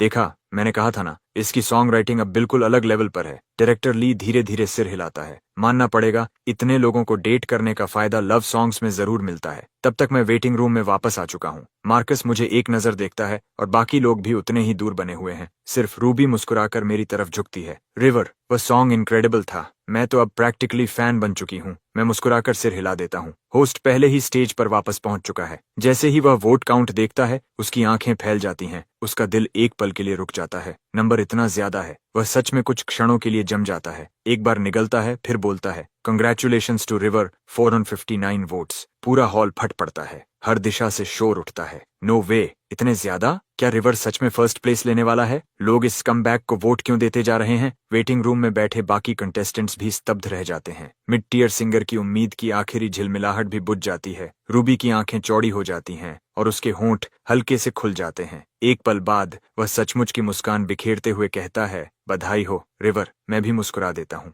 बस किस्मत अच्छी थी। लेकिन सच कहूं तो अंदर ही अंदर मैं बहुत खुश हूँ। चीजें मेरी योजना से बेहतर चल रही हैं। हालात धीरे धीरे बदल रहे हैं। बाकी प्रतियोगी ईर्ष्या और झुंझलाहट के मिले जुले भाव से देखते हैं। मार्कस खुलकर नाखुश दिख रहा है। रूबी पहले से ही उसकी नजर में थी। अब उसे मेरी भी चिंता करनी पड़ेगी। अगर मैं सच में उससे आगे निकल गया तो यह उसके लिए बहुत बड़ी शर्मिंदगी होगी। जैसे जैसे बाकी प्रतियोगी अपनी बारी लेते हैं, इस राउंड की रिकॉर्डिंग धीरे धीरे समाप्ति की ओर बढ़ती है। ब्रैंडन एक ऑटम फेयरवेल रैप पेश करता है और 428 वोट हासिल करता है। रूबी एक धीमा बैलेड गाती है। स्टेज पर वह लंबी और सहज दिखती है। उसकी आवाज सुस्त लेकिन सम्मोहक है और चलते समय उसकी लंबी टांगें हर किसी का ध्यान अपनी ओर खींच लेती हैं। ये एक पूरा अनुभव है, आवाज और दृश्य एक साथ। उसे 453 वोट मिलते हैं। उसी पल हर किसी की नजर मार्कस और मुझ पर टिक जाती है। फिलहाल मेरा स्कोर सबसे ज्यादा है। मार्कस आखिरी परफॉर्मर है। अगर वह भी मुझे नहीं हरा पाया तो इस राउंड में पहला स्थान मेरा होगा। मार्कस स्टेज पर कदम रखता है और खुद भी हैरान हो जाता है कि वह कितना घबराया हुआ महसूस कर रहा है। वह धीरे से सांस लेता है और खुद को संभालता है। उसका गीत एक ऑटम लव स्टोरी है, कोमल और खूबसूरती से रचा गया। मैं उसे परफॉर्म करते हुए देखता हूँ। उसके चरित्र के बारे में मेरी जो भी राय हो, उसकी प्रतिभा असली है। वह इस इंडस्ट्री में बहुत लंबे समय से है। उसकी कला खुद अपनी कहानी कहती है। जब मार्कस समाप्त करता है, होस्ट वापस स्टेज के केंद्र में आता है। हर कोई उसी पल का इंतजार कर रहा है। होस्ट कहता है, मार्कस के परिणाम अभी मेरे पास हैं। इस पल कमरे में मौजूद हर एक व्यक्ति की नजर होस्ट पर टिकी हुई है। मार्कस भी घबराया हुआ है। होस्ट वोटों की संख्या देखता है और उसकी भौं ऊपर उठ जाती है। अंतर अविश्वसनीय है। उसका अपना दिल भी तेज धड़कने लगता है। वह एक सांस लेता है और कहता है, मार्कस को बधाई। 460 वोटों के साथ इस राउंड में पहला स्थान। भीड़ उत्साह से फट पड़ती है। डायरेक्टर ली और आइवॉन एक दूसरे की ओर देखते हैं। सिर्फ एक वोट, मैं लगभग उसे हरा ही चुका था। वेटिंग रूम में वापस मार्कस पहले स्थान पर है, लेकिन वह विजेता जैसा नहीं दिख रहा। तभी डायरेक्टर ली अंदर आता है और अगले राउंड के नियमों की घोषणा करता है। अगला चरण सेमीफाइनल है। कोई भी प्रतिबंध नहीं होगा। हर कोई अपनी पसंद का कोई भी गीत चुन सकता है। बस अपना सबसे बेहतरीन प्रदर्शन लेकर आओ। कमरा शांत दृढ़ संकल्प से भर जाता है। कोई थीम लिमिट नहीं है, लेकिन दांव पहले से कहीं ज्यादा ऊंचे हैं। हर कोई अपना सबसे मजबूत पत्ता खेलने वाला है। मैं अकेला हूं जो चिंतित नहीं है। थीम हो या ना हो, मेरे लिए ज्यादा फर्क नहीं पड़ता। मेरे दिमाग में जितने गीत हैं, मैं शायद उन्हें कभी पूरी तरह इस्तेमाल भी न कर सकूं। फ्राइडे जल्दी आ जाता है। हेवंस वॉइस एपिसोड 3 आधिकारिक रूप से प्रसारित होता है। लिली सोफे पर बैठी सिर हिलाती है। पहले के परफॉर्मर उसे प्रभावित नहीं कर रहे, खासकर वह मिड टियर सिंगर जिसने शो की शुरुआत की थी। घबराहट ने उसकी पिच बिगाड़ दी थी। जब होस्ट आखिरकार रिवर का नाम पुकारता है, लिली अपना ड्रिंक नीचे रख देती है। ये जरूर कोई लव सॉन्ग होगा। रिवर अपना मुंह खोलता है और लिली को उसका जवाब मिल जाता है। गुणवत्ता हमेशा की तरह निर्विवाद है। वह उसके बारे में अपनी हर पुरानी धारणा पर दोबारा सोचने लगती है। शहर के दूसरे हिस्से में सिरीना सोफे पर सिकुड़ कर बैठी है, पैर क्रॉस किए हुए रिवर का गीत सुन रही है। एक शांत दिन में उसे खुद भी नहीं पता कि वह बार बार इसे क्यों देखती रहती है। सनी का हाल भी ऐसा ही है। वह दिन का अपना वैरायटी शो खत्म करती है और समय पर देखने के लिए जल्दी से होटल लौट आती है। जब रिवर अंत में झुककर कहता है थैंक यू, तो उसके सीने में कुछ मरोड़ खा जाता है। वह जानती है कि वह यह सब सिर्फ अपने कर्ज चुकाने के लिए सह रहा है। इसी बीच शहर के दूसरे छोर पर ड्रामा इटर्नल बॉन्ड की शूटिंग आज समाप्त हो जाती है। प्रेस्टन सेट पर जल्दी पहुंच गया था, लेकिन जेड पहले ही जा चुकी थी। प्रेस्टन गुस्से से भर जाता है। उसने खास तौर पर कहा था कि वह वहां मौजूद रहेगा। क्या वह अब भी उस घटिया आदमी को नहीं भूल पाई? वह ठंडी हंसी हंसता है और एक कॉल करता है। कुछ शुरू हो चुका है। मैंगो टीवी में डायरेक्टर ली को अचानक नेटवर्क एग्जीक्यूटिव्स का फोन आता है। वह अपनी डेस्क से उछलकर खड़ा हो जाता है। सर, आप मजाक नहीं कर सकते। डायरेक्टर ली का चेहरा पीला पड़ जाता है। हो सकता है रिवर ने किसी खतरनाक जगह कदम रख दिया हो, लेकिन उसे ब्लैकलिस्ट नहीं किया गया है। अगर हम उसे अभी बाहर कर दें तो शो की रेटिंग्स को भारी नुकसान होगा। लेकिन दूसरी तरफ से आने वाली आवाज दृढ़ है, बस वार्नर एंटरटेनमेंट ने अपनी स्थिति साफ कर दी है, हम कुछ नहीं कर सकते। कॉल खत्म हो जाती है। डायरेक्टर ली अपना फोन उल्टा करके डेस्क पर रख देता है। उसके चेहरे पर भारीपन और दुविधा साफ दिखाई दे रही है। शो इस समय अपने चरम पर है। रिवर को बाहर करना उनकी कम से कम आधी रफ्तार छीन लेगा। वार्नर का फोन। डायरेक्टर ली पहले ही अंदाजा लगा चुका है कि ऐसा क्यों हुआ है। अब असली समस्या यह है कि रिवर को शो से कैसे निकलवाया जाए। होटल में वापस मैं हिसाब लगा रहा हूँ। 4 राउंड रिकॉर्ड हो चुके हैं, 10 मिलियन कमा चुका हूँ। जब पूरा शो खत्म होगा तब तक कर्ज लगभग साफ हो जाना चाहिए। 3 गानों की रॉयल्टीज मिलाकर 200,000 बनती हैं। वह मैं अपने पास रखूंगा। समय के साथ और रॉयल्टीज भी आती रहेंगी। तभी मेरा फोन बजता है। डायरेक्टर ली मुझे बुला रहा है। होटल स्टेशन के बिल्कुल पास है। मैं जल्दी पहुंच जाता हूँ। डायरेक्टर ली के ऑफिस का दरवाजा खटखटाकर अंदर चला जाता हूँ। डायरेक्टर ली, इतनी क्या जरूरी बात है? मैं मुस्कुराते हुए कहता हूँ, पहले से सोचते हुए कि शायद यह मेरी हाल की परफॉर्मेंसेस के बारे में हो। क्या नेटवर्क मुझ में निवेश करने की योजना बना रहा है? मेरा रवैया साफ तौर पर डायरेक्टर ली को चौंका देता है। ये वही आदमी था जो पहले यहाँ ऐसे घुसता था जैसे जगह उसी की हो, और अब उसे देखो, विनम्र, शिष्ट। रिवर, अच्छा हुआ तुम आ गए, बैठो। डायरेक्टर ली किसी तरह मुस्कुराता है। मैं उसके सामने वाली कुर्सी पर बैठ जाता हूँ और उसे झिझकते हुए देखता हूँ। मेरे सीने में एक बेचैनी उठने लगती है। डायरेक्टर ली, जो कहना है सीधे कहिए। वह अपनी जांघ पर हाथ मारता है। ठीक है, मैं सीधी बात करता हूँ, खुद को तैयार कर लो। उसके इतना कहते ही मेरे पेट में जैसे कुछ ठंडा सा डूब जाता है। डायरेक्टर ली लंबी सांस छोड़ता है। हमारे नियंत्रण से बाहर की परिस्थितियों के कारण सेमीफाइनल की रिकॉर्डिंग पूरी करने के बाद तुम्हें शो छोड़ना होगा। ये कहते हुए वह मेरे चेहरे को देखता रहता है। मेरी आंखों में एक पल के लिए हैरानी चमकती है। मेरा दायां हाथ कांप जाता है इससे पहले कि मैं उसे रोक पाऊं। मैं उसे मुट्ठी में भींच लेता हूं और खुद को स्थिर करता हूं। कुछ क्षणों की खामोशी, फिर मैं बोलता हूं, समझ गया, बदले में क्या ऑफर है? डायरेक्टर ली पहले तो मेरी बात समझ ही नहीं पाता। वह मेरी आंखों में मौजूद असामान्य शांति को घूरता है। उसने सोचा था कि बात को धीरे धीरे घुमाकर कहेगा, लेकिन फिर अपना विचार बदल देता है। रिवर के पास अब खोने के लिए कुछ बचा नहीं है, उसे कोने में धकेलने का कोई मतलब नहीं। डायरेक्टर ली के चेहरे से मुस्कान गायब हो जाती है। वह कुछ पल सोचता है, मैं तुम्हें लाफ्स एंड माइल्स में गेस्ट स्पॉट दिला सकता हूँ। तुम्हें पता है वह शो कितना बड़ा है, और आइवॉन वहाँ प्रोड्यूसर है। मैं सुनिश्चित करूंगा कि वह तुम्हें अतिरिक्त screen time they. Laughs and miles penguin media का एक ट्रैवल वैरायटी शो है। जबरदस्त व्यूअरशिप, बड़े बड़े गेस्ट्स की लाइनअप और आधी इंडस्ट्री उसमें आने के लिए बेताब रहती है। बुरा सौदा नहीं है, लेकिन मैं तुरंत हामी नहीं भरता। मैं आराम से सोचता हूँ, 2 एपिसोड्स। डायरेक्टर ली, हम दोनों वयस्क हैं, इसे साफ सुथरा रखते हैं। लाफ्स एंड माइल्स में 2 गेस्ट स्पॉट्स और मैं खुद ही चुपचाप हट जाऊंगा। डायरेक्टर ली भौहें सिकोड़ता है, लेकिन मेरे चेहरे पर एक नजर डालते ही समझ जाता है कि मैं गंभीर हूँ। वह कुछ देर सोचता है, ठीक है, बस जाते समय सब कुछ साफ दिखना चाहिए। समझ गया, मैं तैयारी कर लूंगा। मैं लगभग दरवाजे तक पहुंच चुका होता हूं जब मुड़कर वापस देखता हूं। डायरेक्टर ली, आखिर ये हमारे नियंत्रण से बाहर वाली परिस्थितियां हैं क्या? मुझे जानना है कि मेरे खिलाफ कौन काम कर रहा है। डायरेक्टर ली मुझे लंबे समय तक देखता रहता है। वह झिझकता है, बच्चे, अभी तुम्हारी उस मेज पर बैठने की भी जगह नहीं है। अगर तुम्हें जवाब पता भी चल जाए तो करोगे क्या? ज्यादा मत सोचो, काम करते रहो। मैं भौहें चढ़ाता हूँ, फिर धीरे से सिर हिला देता हूँ। ये शब्द चुभते हैं, लेकिन वह गलत नहीं है। डायरेक्टर ली मुझे जाते हुए देखता है और चुपचाप सिर हिला देता है। ये आदमी पहले जैसा नहीं रहा, आगे चलकर सचमुच हलचल मचा सकता है। होटल लौटकर मैं बिस्तर पर लेट जाता हूँ और सब कुछ दोबारा सोचता हूँ। हेवंस वॉइस का सिर्फ 1 एपिसोड और फिर लाफ्स एंड माइल्स के 2 एपिसोड्स, उसके बाद कुछ नहीं। और फिर भी ये कर्ज चुकाने के लिए काफी नहीं होगा। चाहे योजना कितनी भी अच्छी बना लो, सूट पहनने वाले लोग हमेशा तुम्हें नीचे दबाने का तरीका ढूंढ ही लेते हैं। कम से कम मैं खुद से यही कहता हूँ। फिलहाल मेरे पास न कोई ताकत है, न कोई प्रभाव जिससे मैं जवाब दे सकूं। पहले कुछ ब्रेस्ड चिकन मंगवाकर नसों को शांत करना बेहतर रहेगा। जैसे ही यह ख्याल मेरे दिमाग में आता है, मेरा मूड बेहतर हो जाता है। खाना खाने के बाद मैं बैठकर सोचता हूँ, सबसे सीधा विकल्प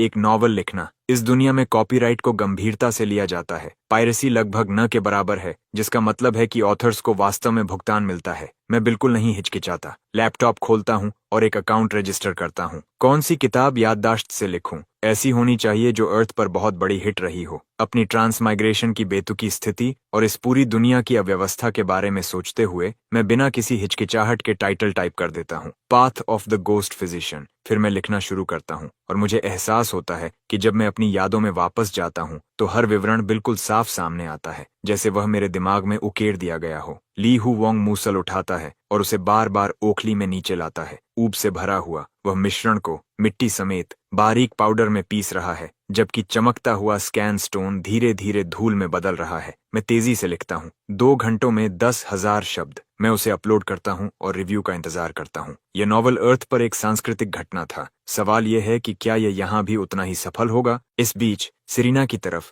वह विभिन्न कंपोजर्स द्वारा भेजे गए गानों को सुन रही है और उनमें से कोई भी सही नहीं लग रहा। उसकी मैनेजर रॉक्सैन माहौल हल्का करने की कोशिश करती है। सिरीना, तनाव मत लो, मैं और लोगों से संपर्क करूंगी। अगर कुछ काम नहीं करता तो हम सिंगल को आगे बढ़ा देंगे और एल्बम के साथ सब कुछ सरप्राइज के रूप में जारी करेंगे। सिरीना सिर हिलाती है, नहीं, सिंगल रिलीज होगा। मैंने अपने फैंस से वादा किया है। रॉक्सैन आह भरती है और सिर हिलाती है। ठीक है, मैं तलाश जारी रखूंगी और कृपया खुद को इतना मत थकाओ। लाफ्स एंड माइल्स की बुकिंग है, ये काफी समय से स्केड्यूल में है। शो पर जाओ, थोड़ा मजा करो, थोड़ा आराम करो। सिरीना हाल ही में खुद पर खतरनाक रूप से ज्यादा दबाव डाल रही है। ऐसा लगता है जैसे वह किसी चीज से भाग रही हो, और रॉक्सैन को सबसे ज्यादा डर इस बात का है कि वह चीज रिवर है। मंडे आ जाता है और हेवंस वॉइस की 5वीं रिकॉर्डिंग शुरू होती है। दर्शक धीरे धीरे अंदर आते हैं। वेटिंग रूम में समूह लगातार छोटा होता जा रहा है। अब केवल 7 कंटेस्टेंट्स बचे हैं। मैं अपनी सामान्य जगह पर बैठा हूँ, हाथ में दूध लिए, कुछ खाते हुए।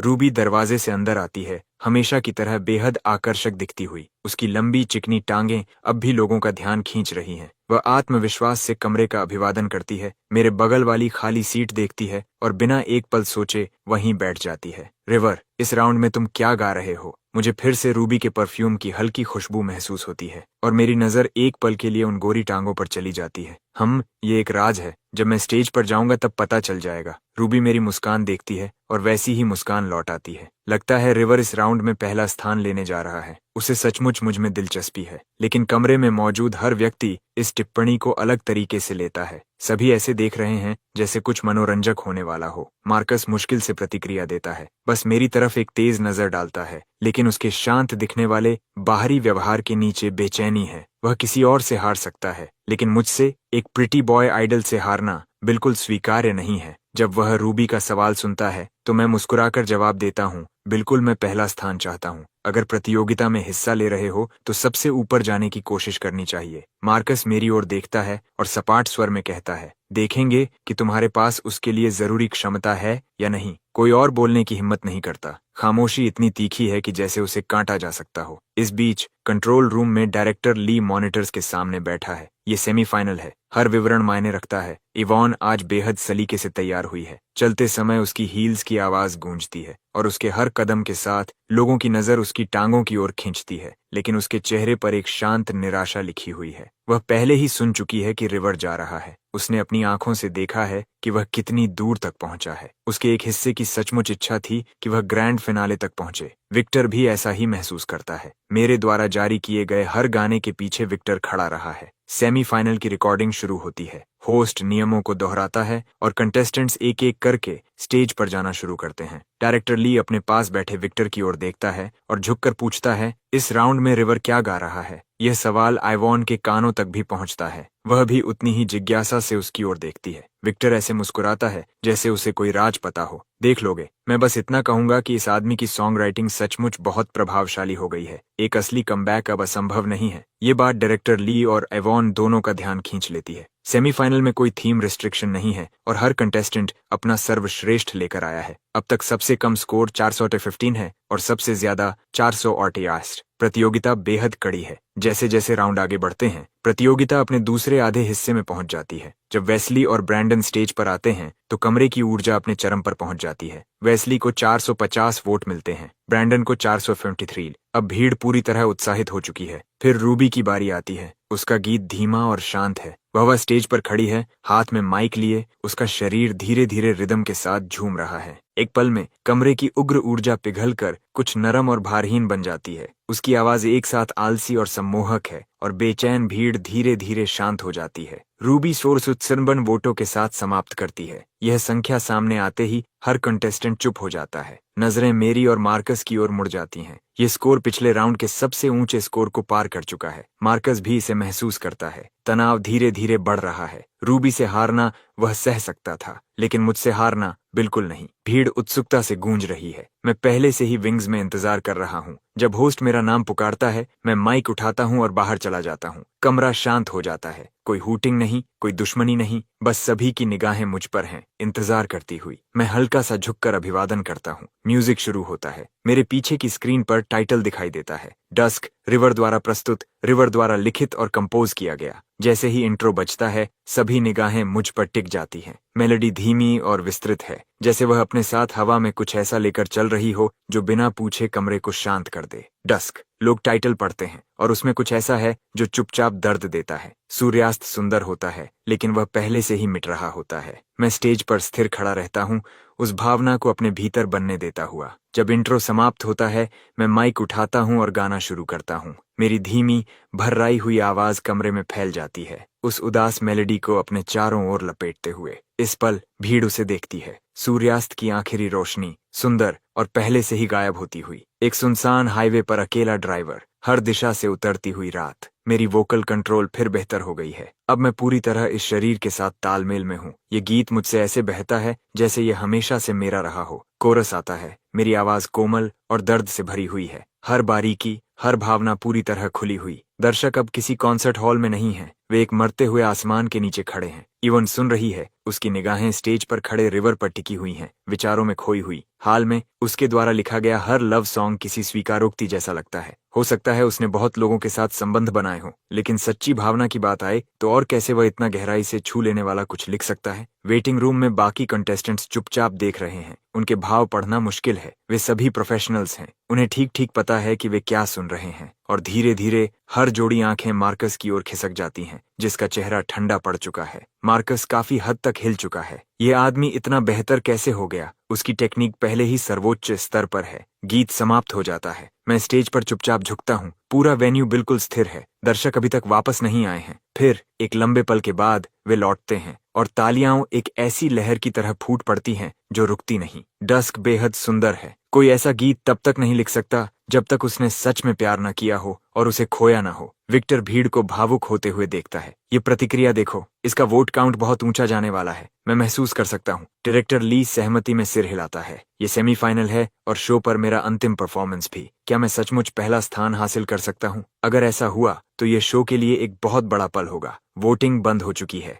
होस्ट मुस्कुराते हुए आगे आता है। आइए पता लगाते हैं कि इस राउंड में रिवर को कितने वोट मिले। कमरे में मौजूद हर व्यक्ति की नजर उस पर टिक जाती है। यहाँ तक कि साइड में खड़ा मार्कस भी घूर रहा है, मन ही मन प्रार्थना करते हुए, कृपया बहुत ज्यादा न हो। होस्ट मेरा स्कोर देखता है और उसकी सांस अटक जाती है। वह अपने झटके और उत्साह को छिपाने की कोशिश करता है और उसकी आवाज हल्की सी अस्थिर हो जाती है। रिवर को बधाई। इस राउंड में 469 वोट। सन्नाटा टूट जाता है। भीड़ फट पड़ती है। तालियां ऐसी लहर बनकर लौटती हैं जो रुकने का नाम नहीं लेती। उस कमरे में मौजूद हर व्यक्ति ने उस गीत के दौरान कुछ महसूस किया था। वे मेरे लिए खुशियां मना रहे हैं और उस एहसास के लिए भी जो उनके भीतर छू गया था। वेटिंग रूम में बाकी कंटेस्टेंट्स स्तब्ध हैं। रूबी को अंदाजा था कि ऐसा हो सकता है, लेकिन उसने भी इतनी बड़ी संख्या की उम्मीद नहीं की थी। हर कोई मेरी दिशा में देख रहा है। रूबी मुस्कुरा उठती है। बधाई हो रिवर। मैं भी मुस्कुराकर सिर हिला देता हूँ। सच कहूँ तो इतने वोट पाना मुझे भी हैरान कर रहा है। जहाँ तक पहले स्थान की बात है,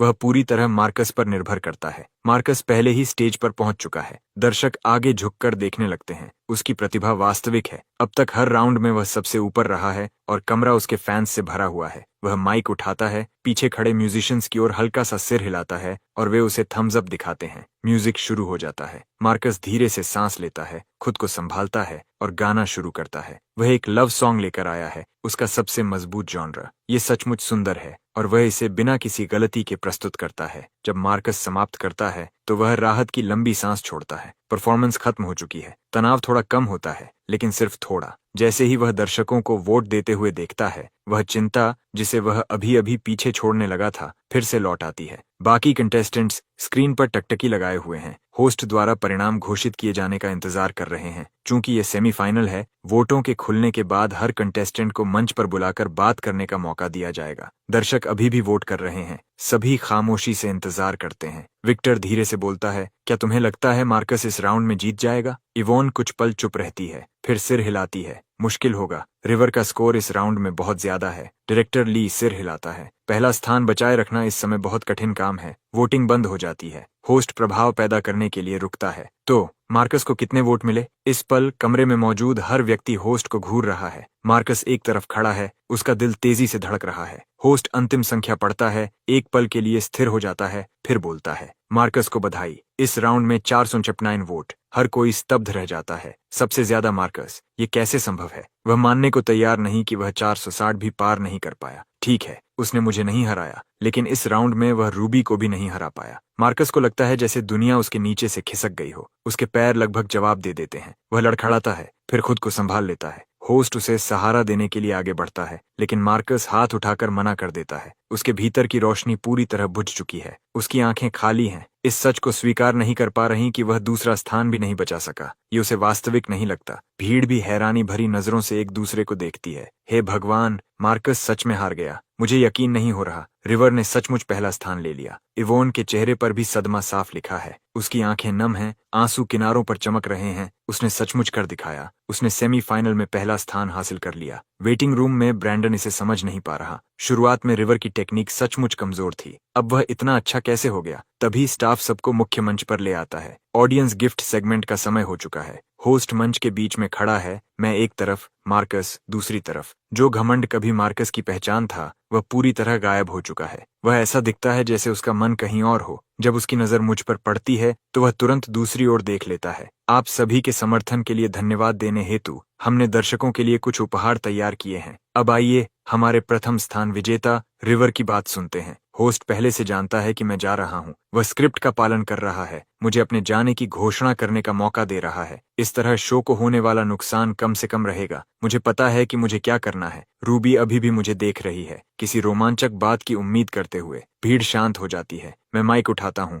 मैं धीरे से बोलता हूँ, आप सभी के समर्थन के लिए बहुत बहुत धन्यवाद। आज सेमीफाइनल में पहला स्थान प्राप्त करके मैं सचमुच बहुत खुश हूँ। मैं सारी कृतज्ञता व्यक्त करता हूँ, हल्का सा झुकता हूँ और फिर आगे बोलता हूँ। आज रात मैं आप सभी के साथ एक और बात साझा करना चाहता हूँ। व्यक्तिगत स्वास्थ्य और काम से जुड़ी प्रतिबद्धताओं के कारण मैंने शेष प्रतियोगिता से हटने का निर्णय लिया है। इस पूरी यात्रा के लिए मैं दिल से आभारी हूँ। रास्ते लोगों को फिर से मिलाने का एक तरीका रखता है। अगली बार तक। मैं आखिरी बार झुकता हूँ और माइक वापस होस्ट को दे देता हूँ। उस भीड़ के बीच जिसने अभी तक समझा भी नहीं कि क्या हुआ है, मैं मंच से उतर जाता हूँ। मंच पर रोशनी ही रोशनी है और उसके बाहर सिर्फ अंधेरा। इस क्षण प्रोडक्शन क्रू को छोड़कर वहां मौजूद हर व्यक्ति पूरी तरह उलझन में है। ये क्या हो रहा है? रिवर ने अभी घोषणा की कि वह प्रतियोगिता छोड़ रहा है। उसने अभी अभी पहला स्थान हासिल किया है। कोई इस तरह अचानक कैसे छोड़ सकता है? हर कोई हैरान है और दर्शक उफान पर हैं। पूरा वेन्यू अराजक हो जाता है। रूबी मुझे जाते हुए देखती है। उसकी आंखों में कुछ ऐसा चमकता है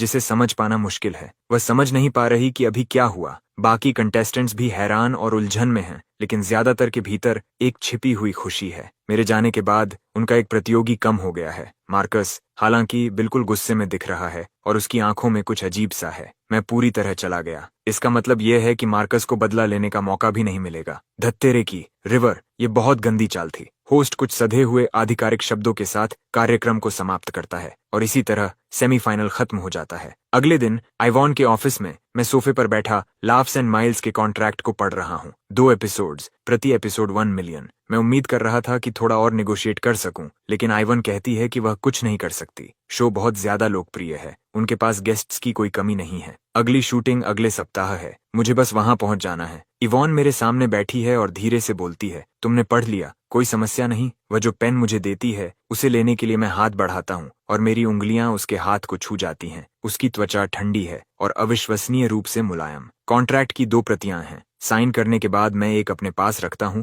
और दूसरी प्रोडक्शन टीम के पास छोड़ देता हूं। बाहर निकलते समय मैं मुस्कुराते हुए अपना दायां हाथ बढ़ाता हूं। धन्यवाद इवॉन, उम्मीद है फिर साथ काम करेंगे। इवॉन मेरी ओर देखती है, एक पल झिझकती है, फिर हाथ मिला लेती है। फ्राइडे जल्दी आ जाता है। हेवंस वॉइस का एपिसोड 4 प्रसारित होता है और लिली सुबह से ही सोफे पर बैठी इंतजार कर रही है। पहले 3 एपिसोड्स में रिवर की परफॉर्मेंसेस शानदार थीं। वह पहले ही उसकी फैन बन चुकी है। इस एपिसोड की थीम ऑटम है। जब वह सॉन्ग लिस्ट देखती है तो सहज रूप से वॉल्यूम थोड़ा बढ़ा देती है। विंड टाइटल वास्तव में थीम पर फिट बैठता है। जैसे ही इंट्रो बजता है, लिली की आंखें चमक उठती हैं। वह स्क्रीन को घूरती रहती है, रिवर को पूरे दिल से परफॉर्मेंस करते हुए देखती हुई। वह एक पल के लिए जम जाती है। यह अविश्वसनीय है। उसकी आंखें और अधिक चमकने लगती हैं। लाइव कमेंट्स पागलों की तरह चल रहे हैं। एक और ओरिजिनल, ये कमाल है। रिवर ने ये किसके लिए लिखा? मुझे उससे जलन हो रही है। मेरा दिल उसके लिए दुख रहा है। शहर के दूसरी ओर सिरीना अभी अभी उसका वीडियो देखकर खत्म करती है। उसने कभी नहीं सोचा था कि रिवर सॉन्ग राइटिंग में इतना प्रतिभाशाली होगा। उसके नए एल्बम में अब भी सही ट्रैक्स नहीं हैं। अचानक उसके मन में एक विचार आता है, क्या उसे रिवर से संपर्क करना चाहिए? लेकिन फिर उसे धोखा याद आता है। रिवर और जेड याद आते हैं और वह तुरंत उस विचार को दबा देती है। ये सारे लव सॉन्ग्स लिख रहा है, नकली ईमानदारी और कुछ नहीं। इस बीच शहर के किसी हिस्से में एक लग्जरी अपार्टमेंट में सनी चुपके से हेवंस वॉइस देख रही है। रिवर को इतने बड़े वोट मिलते हुए देखकर उसके भीतर उत्साह की लहर दौड़ जाती है। बस एक और बाधा, अगर रिवर मार्कस को हरा देता है तो वह चैंपियन बन जाएगा। सिर्फ यह सोचकर ही वह घबराहट में अपनी मुट्ठियां भींच लेती है। ठीक उसी समय वार्नर एंटरटेनमेंट में प्रेस्टन के विला के अंदर रेशमी नाइट गाउन पहने एक मिड टियर एक्ट्रेस उसके पीछे खड़ी है और धीरे धीरे उसकी कनपटियों की मालिश कर रही है। प्रेस्टन उसके सहारे पीछे झुका हुआ है और एक हाथ से ट्रेंडिंग लिस्ट स्क्रॉल कर रहा है। उसके होंठों के कोने पर एक मुस्कान उभरती है। कमबैक, सपने देखते रहो। उसे पहले से पता है कि रिवर प्रतियोगिता छोड़ चुका है, क्योंकि यह सब उसी ने करवाया था। अब जब वह इसके बारे में सोचता है तो खुद से काफी खुश महसूस करता है। वह हल्का सा सिर पीछे झुकाता है, उसके चेहरे को देखता है। उसमें कुछ ऐसा है जो उसे जेड की याद दिलाता है और वह उसे अपनी बाहों में खींच लेता है। संडे की शाम मैं लाफ्स एंड माइल्स की फिल्मिंग शुरू करने के लिए ग्वांगचांग उड़कर पहुंचता हूँ। होटल लॉबी में मेरी मुलाकात इवोन से हो जाती है। वह मुझे एक अजीब नजर से देख रही है और सच कहूं तो अब यह मुझे परेशान करने लगा है। आखिरकार मैं बोल पड़ता हूँ, आइवोन, आप मुझे इस तरह क्यों देख रही हैं? वो आंखें घुमाती है, एक पल रुकती है, फिर सवाल मेरी ओर लौटा देती है। क्या तुम्हें पता है कि इस एपिसोड में और कौन गेस्ट के रूप में आ रहा है? मैं सिर हिला देता हूँ। मैं कभी ऐसी चीजों पर ध्यान नहीं देता। मैं बस मुस्कुराकर कहता हूँ, मैं यहाँ फिल्मिंग करने और पैसे कमाने आया हूँ। शो में और कौन है, इसकी चिंता करने की जरूरत नहीं। इवोन मुझे लंबे समय तक एक अर्थपूर्ण नजर से देखती है। ठीक है, कल पता चल जाएगा। अपने कमरे में लौटने के बाद भी मैं सोचता रहता हूँ, कहीं वे मुझे फिर से तो नहीं काट रहे। मैं जल्दी से नहा धोकर लैपटॉप खोलता हूँ और फिर लिखने बैठ जाता हूँ। नॉवल अब 8000 सेव्स तक पहुंच चुका है और संख्या लगातार बढ़ रही है। अगली सुबह लाफ्स एंड माइल्स की फिल्मिंग आधिकारिक रूप से शुरू होती है। सभी लोग होटल एंट्रेंस पर इकट्ठा होते हैं। 6 नियमित कास्ट मेंबर्स सबसे पहले पहुंचते हैं। फिर डायरेक्टर मेरा परिचय करवाता है और बाकी कास्ट पूरी तरह हैरान दिखाई देती है। क्या ये वही आदमी नहीं है जो हेवंस वॉइस में है? ये यहाँ क्या कर रहा है? उनके चेहरों पर उलझन साफ दिखाई दे रही है। मैं बड़ी मुस्कान के साथ आगे बढ़ता हूँ। हेलो सब लोग, मैं रिवर हूँ। चार्ली सबसे पहले मेरा स्वागत करता है और बाकी लोग भी शिष्टता से हेलो कहते हैं। मैं सबसे दाईं ओर अपनी जगह ले लेता हूँ। बीच में लांस खड़ा है, देश के सबसे बड़े ए-लिस्टर्स में से एक। उसकी लोकप्रियता मेरे चरम समय की लोकप्रियता से भी ज्यादा है। फिर तीसरा गेस्ट आता है। एक काली टैलेंट वैन आकर रुकती है। दरवाजा खुलता है और सिरीना बाहर निकलती है। हर कोई जम जाता है। फिर अजीब भावों के साथ मेरी ओर देखने लगता है। मैं भी उतना ही चौंका हुआ हूँ। सिरीना आखिरी ड्रॉप इन गेस्ट है। अब समझ आया कि कल इवॉन इतना अजीब व्यवहार क्यों कर रही थी। पेंगुइन मीडिया और मैंगो टीवी फिर वही पुराने हथकंडे अपना रहे हैं। व्यूज के लिए कुछ भी करने को तैयार। मैं अपना चेहरा सामान्य रखता हूँ और बाकी सबके साथ ताली बजाता हूँ। सिरीना मुझे देखती है और एक पल के लिए चौंक जाती है। सिरीना और रिवर का रिश्ता कोई रहस्य नहीं है। हर कोई जानना चाहता है कि सिरीना इस शो में आने के लिए कैसे मान गई, लेकिन उसके चेहरे के झटके और उसके पीछे खड़े उसके मैनेजर के आश्चर्य को देखकर साफ है कि उन्हें भी पहले से कुछ पता नहीं था। सिरीना खुद को संभालती है और आगे बढ़ती है। मैं सबसे दाईं ओर हूँ। उसे लांस के बगल में सेंटर पोजीशन दी जाती है। इस पल ऐसा लगता है जैसे वह और मैं दो पूरी तरह अलग दुनियाओं में हों, लेकिन लांस और सिरीना साथ खड़े हैं। एक हैंडसम लड़का, एक स्टनिंग लड़की। वे एक परफेक्ट गोल्डन पेयर की तरह दिखते हैं। इस एपिसोड में पूरे करने के लिए 3 चैलेंजेस हैं। 9 लोगों को 3 टीम्स में बांटा जाता है और हर टीम एक टास्क की जिम्मेदारी लेती है। डायरेक्टर सभी से लॉट्स निकलवाता है। मुझे 6 मिलता है। मैं चारों ओर देखता हूँ, किसी और के पास 6 नहीं है। लांस अपना लॉट देखता है, 3। सिरीना के पास 6 हैं। उसके चेहरे पर हल्की निराशा आ जाती है। आखिरकार सिरीना, चार्ली और मैं एक ही टीम में होते हैं। लांस की आंखों में ईर्ष्या चमकती है। बाकी लोग एक दूसरे की ओर देखते हैं। ये दोनों सच में एक दूसरे से बच नहीं सकते क्या? हमारी टीम का टास्क एक डबल डेकर बस पर परफॉर्मेंस देना है। प्रोडक्शन क्रू ने ऊपर वाले डेक पर स्पीकर्स और इंस्ट्रूमेंट्स के साथ एक डबल डेकर तैयार किया है। हमें ऊपर प्रदर्शन करके पैसे कमाने हैं। चार्ली सबसे पहले ऊपर जाता है, फिर सिरीना उसके पीछे और मैं सबसे आखिर में। उसकी स्कर्ट के कारण सीढ़ियां चढ़ना थोड़ा असुविधाजनक हो जाता है। मैं समझ सकता हूँ कि वह क्या सोच रही है, इसलिए एक ब्लैंकेट उठाता हूँ, उसे खोलता हूँ और उसकी ओर बढ़ा देता हूँ। ये पहली बार है जब हमने एक दूसरे को कुछ दिया है। सिरीना उसे ले लेती है, थोड़ा चौंक कर, और बस इतना कहती है, थैंक्स। वह ब्लैंकेट अपनी कमर के चारों ओर लपेटती है और ऊपर चढ़ने लगती है, लेकिन सीढ़ियां फिसलन भरी हैं और सिरीना सहज रूप से किसी चीज को पकड़ने के लिए हाथ बढ़ाती है और मेरी बांह पकड़ लेती है। सावधान। मेरी आवाज सुनकर सिरीना एक पल के लिए खोई हुई सी लगती है। खुद को संभाल लेने के बाद वह अपने आप मेरा हाथ छोड़ देती है और ऊपर वाले डेक पर पहुंच जाती है। थैंक्स, फिर से धन्यवाद, ठंडे और दूर के स्वर में कहा गया। मैं खुद को यह सोचने से नहीं रोक पाता कि उसकी हथेली मेरी बांह पर कितनी मुलायम और ठंडी लगी थी, और एक विचार मेरे मन में आ जाता है, ऐसी हथेली गर्मियों में पकड़ने में बहुत अच्छी लगेगी। ऊपर वाले डेक पर चार्ली पहले से ही स्पीकर्स और इंस्ट्रूमेंट्स के साथ काम कर रहा है। चार्ली के नेतृत्व में बस पहले से तय सड़क की ओर चल पड़ती है। चार्ली बीच में खड़ा होता है और मैं तथा सिरीना दोनों तरफ। लगभग तुरंत ही हमारे आसपास भीड़ जमा होने लगती है। लोगों को मुझे और सिरीना को साथ देखकर साफ झटका लगता है, लेकिन चार्ली में एक स्वाभाविक होस्ट जैसी सोशल स्किल्स हैं। वह परिचय और मजाक शुरू कर देता है और भीड़ हंसी से भर उठती है। अधिक से अधिक लोग रुककर देखने लगते हैं। मैं आसमान की ओर देखता हूँ। ये सब मुझे किसी दूसरे जीवन की बात जैसा लगता है। फिर सिरीना 2 गाने गाती है और सच कहूँ तो ये डीवा सचमुच गा सकती है। इसे कहने का और कोई तरीका नहीं है। फिर मेरी बारी आती है। सिरीना अभी भी सुनते हुए विचारों में खोई हुई है, तभी हल्की बारिश शुरू हो जाती है। परफॉर्मेंस छोटा करना पड़ता है। चार्ली हमारी कमाई गिनता है, 1000। लगता है आज हम अपने ऊपर थोड़ा खर्च कर सकते हैं। होटल लौटने पर बाकी टीम्स भी धीरे धीरे वापस आ जाती हैं। लांस नोटिस करता है कि सिरीना और मैंने लगभग कोई बात नहीं की और उसके भीतर राहत की एक शांत लहर दौड़ जाती है। रात के खाने से पहले एक और गेम होता है। सभी लोग खूब आनंद लेते हैं। अच्छे भोजन के बाद दोपहर का समय हमारे कमाए हुए पैसे खर्च करने के लिए होता है। चार्ली और सेरीना पेडेस्ट्रियन शॉपिंग स्ट्रिप देखने का फैसला करते हैं और मैं इससे पूरी तरह ठीक हूँ। समस्या यह है कि प्रोडक्शन क्रू ने कोई वाहन व्यवस्थित नहीं किया है, इसलिए सभी को इलेक्ट्रिक स्कूटर्स पर जाना होगा। बारिश के बाद की हवा ठंडी और ताज़ा है और चार्ली अपना उत्साह मुश्किल से रोक पा रहा है, लेकिन सेरीना अनिश्चित दिखती है, स्कूटर के पास खड़ी है और उसे समझ नहीं आ रहा कि क्या करे। मैं इनमें से एक भी नहीं चला सकती, वह थोड़ी शर्मिंदगी के साथ कहती है। चार्ली हंसकर बात टाल देता है। कोई समस्या नहीं, हम में से कोई तुम्हें राइड दे सकता है। रिवर शायद संभाल सकता है ना? मैं सिर हिलाता हूँ और सेरीना की ओर देखता हूँ। चूंकि मुझे पहले से पता है कि वह राइड नहीं कर सकती, मैं पास रखा गुलाबी हेलमेट उठाता हूँ और उसे पकड़ा देता हूँ, अपनी आवाज सहज रखते हुए। तुम्हारी मर्जी, किसकी राइड लेना चाहती हो? बाकी गेस्ट्स भी ये देख लेते हैं। लांस और उसकी टीम अभी निकलने ही वाली थी, लेकिन यह देखकर रुक जाती है। उसे एक मौका दिखाई देता है और वह आगे बढ़कर सेरीना से पूछता है कि क्या वह उसकी ग्रुप के साथ बीच चलना चाहेगी। डायरेक्टर की आंखें यह सब देखकर चमक उठती हैं। वह कैमरा क्रू को इशारा करता है कि सेरीना का क्लोजअप लें। मैं और लांस, सेरीना किसे चुनेगी? वेंडी तेज निगाहों से सेरीना को देख रही है। उसे सेरीना का रिवर के आसपास रहना पसंद नहीं है, लेकिन वह उसे लांस के पास भी नहीं देखना चाहती। उसे पता है कि लांस की कई लड़कियां हैं, बस अभी तक यह बात सामने नहीं आई है। सेरीना वहीं खड़ी झिझक रही है, हवा उसके बालों में बह रही है और वह बेहद खूबसूरत लग रही है। उसे अच्छी तरह पता है कि लांस क्या चाहता है, लेकिन जब वह रिवर की ओर देखती है तो वह बिल्कुल बेपरवाह दिखता है, जैसे उसे कोई फर्क ही नहीं पड़ता कि वह किसके साथ जाती है। ये बात उसे चुभती है, तो वह सचमुच मुझे भूल चुका है। तब की सारी मीठी बातें बेकार थीं। ठीक है, तुम्हें परवाह नहीं तो मैं तुम्हें ही चुनूंगी, सिर्फ तुम्हें चिढ़ाने के लिए। सेरीना लांस का निमंत्रण ठुकरा देती है, गुलाबी हेलमेट पहनती है और मेरे स्कूटर की ओर चली आती है। भीड़ स्तब्ध रह जाती है। सेरीना ने सचमुच मुझे चुना। लांस मजबूरी में मुस्कुराता है, लेकिन जो नजर वह मेरी तरफ डालता है उसमें साफ झुंझलाहट है। चल रहे हो या नहीं? किस बात का इंतजार कर रहे हो? मैं वास्तविकता में लौटता हूँ। होंठों पर हल्की मुस्कान आ जाती है। तो फिर कसकर पकड़ लेना, नहीं चाहता कि तुम गिर जाओ। सेरीना मुझे पूरी तरह नजरअंदाज कर देती है। मैं बस हंसता हूँ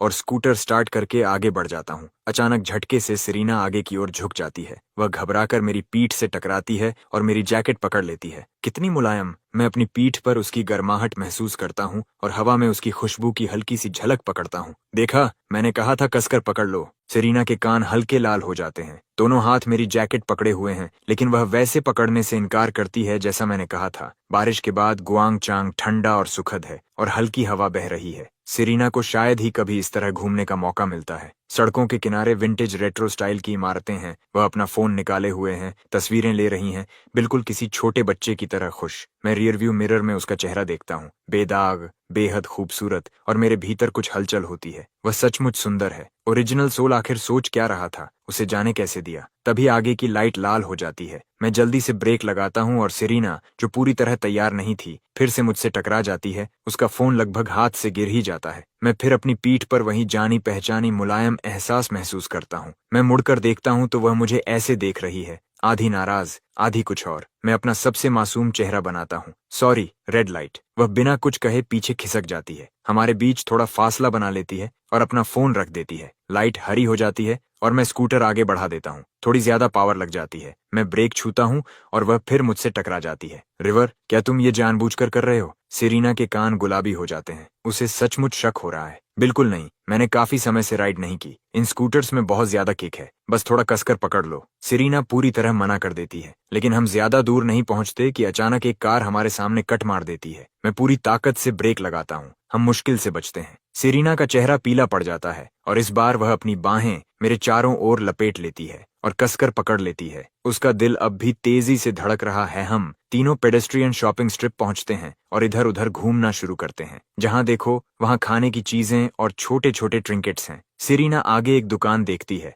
जहां लोग कस्टम सिरेमिक फिगरीन्स बनाते हैं। अंदर एक युवा जोड़ा साथ मिलकर एक फिगरीन बना रहा है। वह एक पल के लिए स्थिर हो जाती है। एक याद उभर आती है। जब उन्होंने अभी अभी डेटिंग शुरू की थी, तब वे दोनों भी यही काम कर रहे थे। उस समय सब कुछ कितना परफेक्ट लगता था। मैं उसका रिएक्शन देखता हूँ। उस शाम सेरीना बस सोने की तैयारी कर रही होती है कि उसे अपने दरवाजे पर दस्तक सुनाई देती है। वह दरवाजा खोलती है। फर्श पर एक गिफ्ट बॉक्स रखा है। वह एक पल झिझकती है, फिर उसका ढक्कन उठाती है। अंदर एक चिबी स्टाइल सेरेमिक फिगरीन है, उसका एक छोटा और बेहद प्यारा वर्जन, बिल्कुल उसकी तरह बनाया गया। वह मेरी ओर वाले दरवाजे की तरफ देखती है। इसके पास इसे बनाने का समय कब था? मैं दरवाजे की दूसरी तरफ खड़ा हूँ, पीप होल से देख रहा हूँ कि वह उसे अंदर ले जाती है। मेरे होंठों के कोने पर मुस्कान आ जाती है। यह हर बार काम करता है। अगले दिन प्रोडक्शन क्रू हमारे लिए एक कैंपस परफॉर्मेंस की व्यवस्था करती है। स्टूडेंट्स पहले से ही स्पोर्ट्स फील्ड में इकट्ठा हैं, 5,000 से भी ज्यादा। मीडिया क्रूज हर जगह मौजूद हैं। चार्ली पूरी तरह क्राउड प्लीजर बन जाता है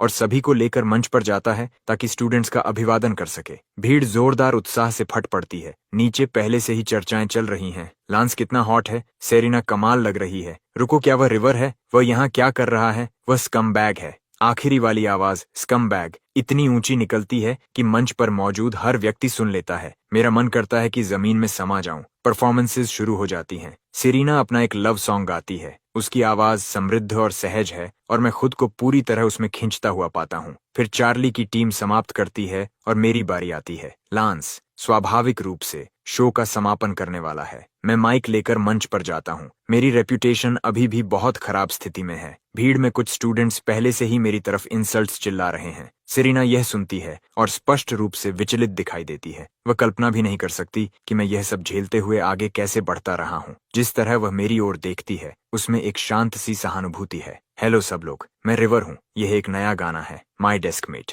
स्टूडेंट्स तुरंत उत्साहित हो जाते हैं जब उन्हें पता चलता है कि यह एक नया सॉन्ग है। हमारे स्कूल में वर्ल्ड प्रीमियर। हम तो बहुत लकी हैं। मंच पर मैं गिटार थामे खड़ा हूँ। मेरी उंगलियां धीरे धीरे स्ट्रिंग्स पर चल रही हैं। मेलोडी धीरे धीरे उठती है, अपने साथ एक शांत और दर्द भरी उदासी लेकर, और सिर्फ कुछ लाइंस के भीतर हर किसी का मन एक क्लासरूम में लौट जाता है। ये सॉन्ग लोगों को सीधे अपनी ओर खींच लेता है। सेरिना की आंखें चमक उठती हैं। उसने कभी उम्मीद नहीं की थी कि रिवर अब इस तरह लिख रहा होगा। मेलोडी इतनी आसान है कि भीड़ में मौजूद स्टूडेंट्स खुद ही उसके साथ गुनगुनाने लगते हैं। ये सॉन्ग एक टाइम मशीन है। यह हर किसी को सीधे उनके स्कूल डेज में वापस ले जाता है। मंच पर मौजूद दूसरे गेस्ट्स भी इसे महसूस करते हैं। वे अपने डेस्कमेट्स के बारे में सोचते हैं, उस दोस्त के बारे में जो उनके सबसे करीब था, और सोचते हैं कि जिंदगी उसे कहाँ ले गई। भीड़ में मौजूद स्टूडेंट्स की आंखों में आंसू हैं। हाई स्कूल के 3 साल, कितनी सारी यादें, और जल्द ही हर कोई अपनी अपनी राह पर चला जाएगा। इसे महसूस न करना मुश्किल है। गीत समाप्त हो जाता है। भीड़ तालियों से गूंज उठती है। किसी ने उम्मीद नहीं की थी कि रिवर ऐसा कर पाएगा।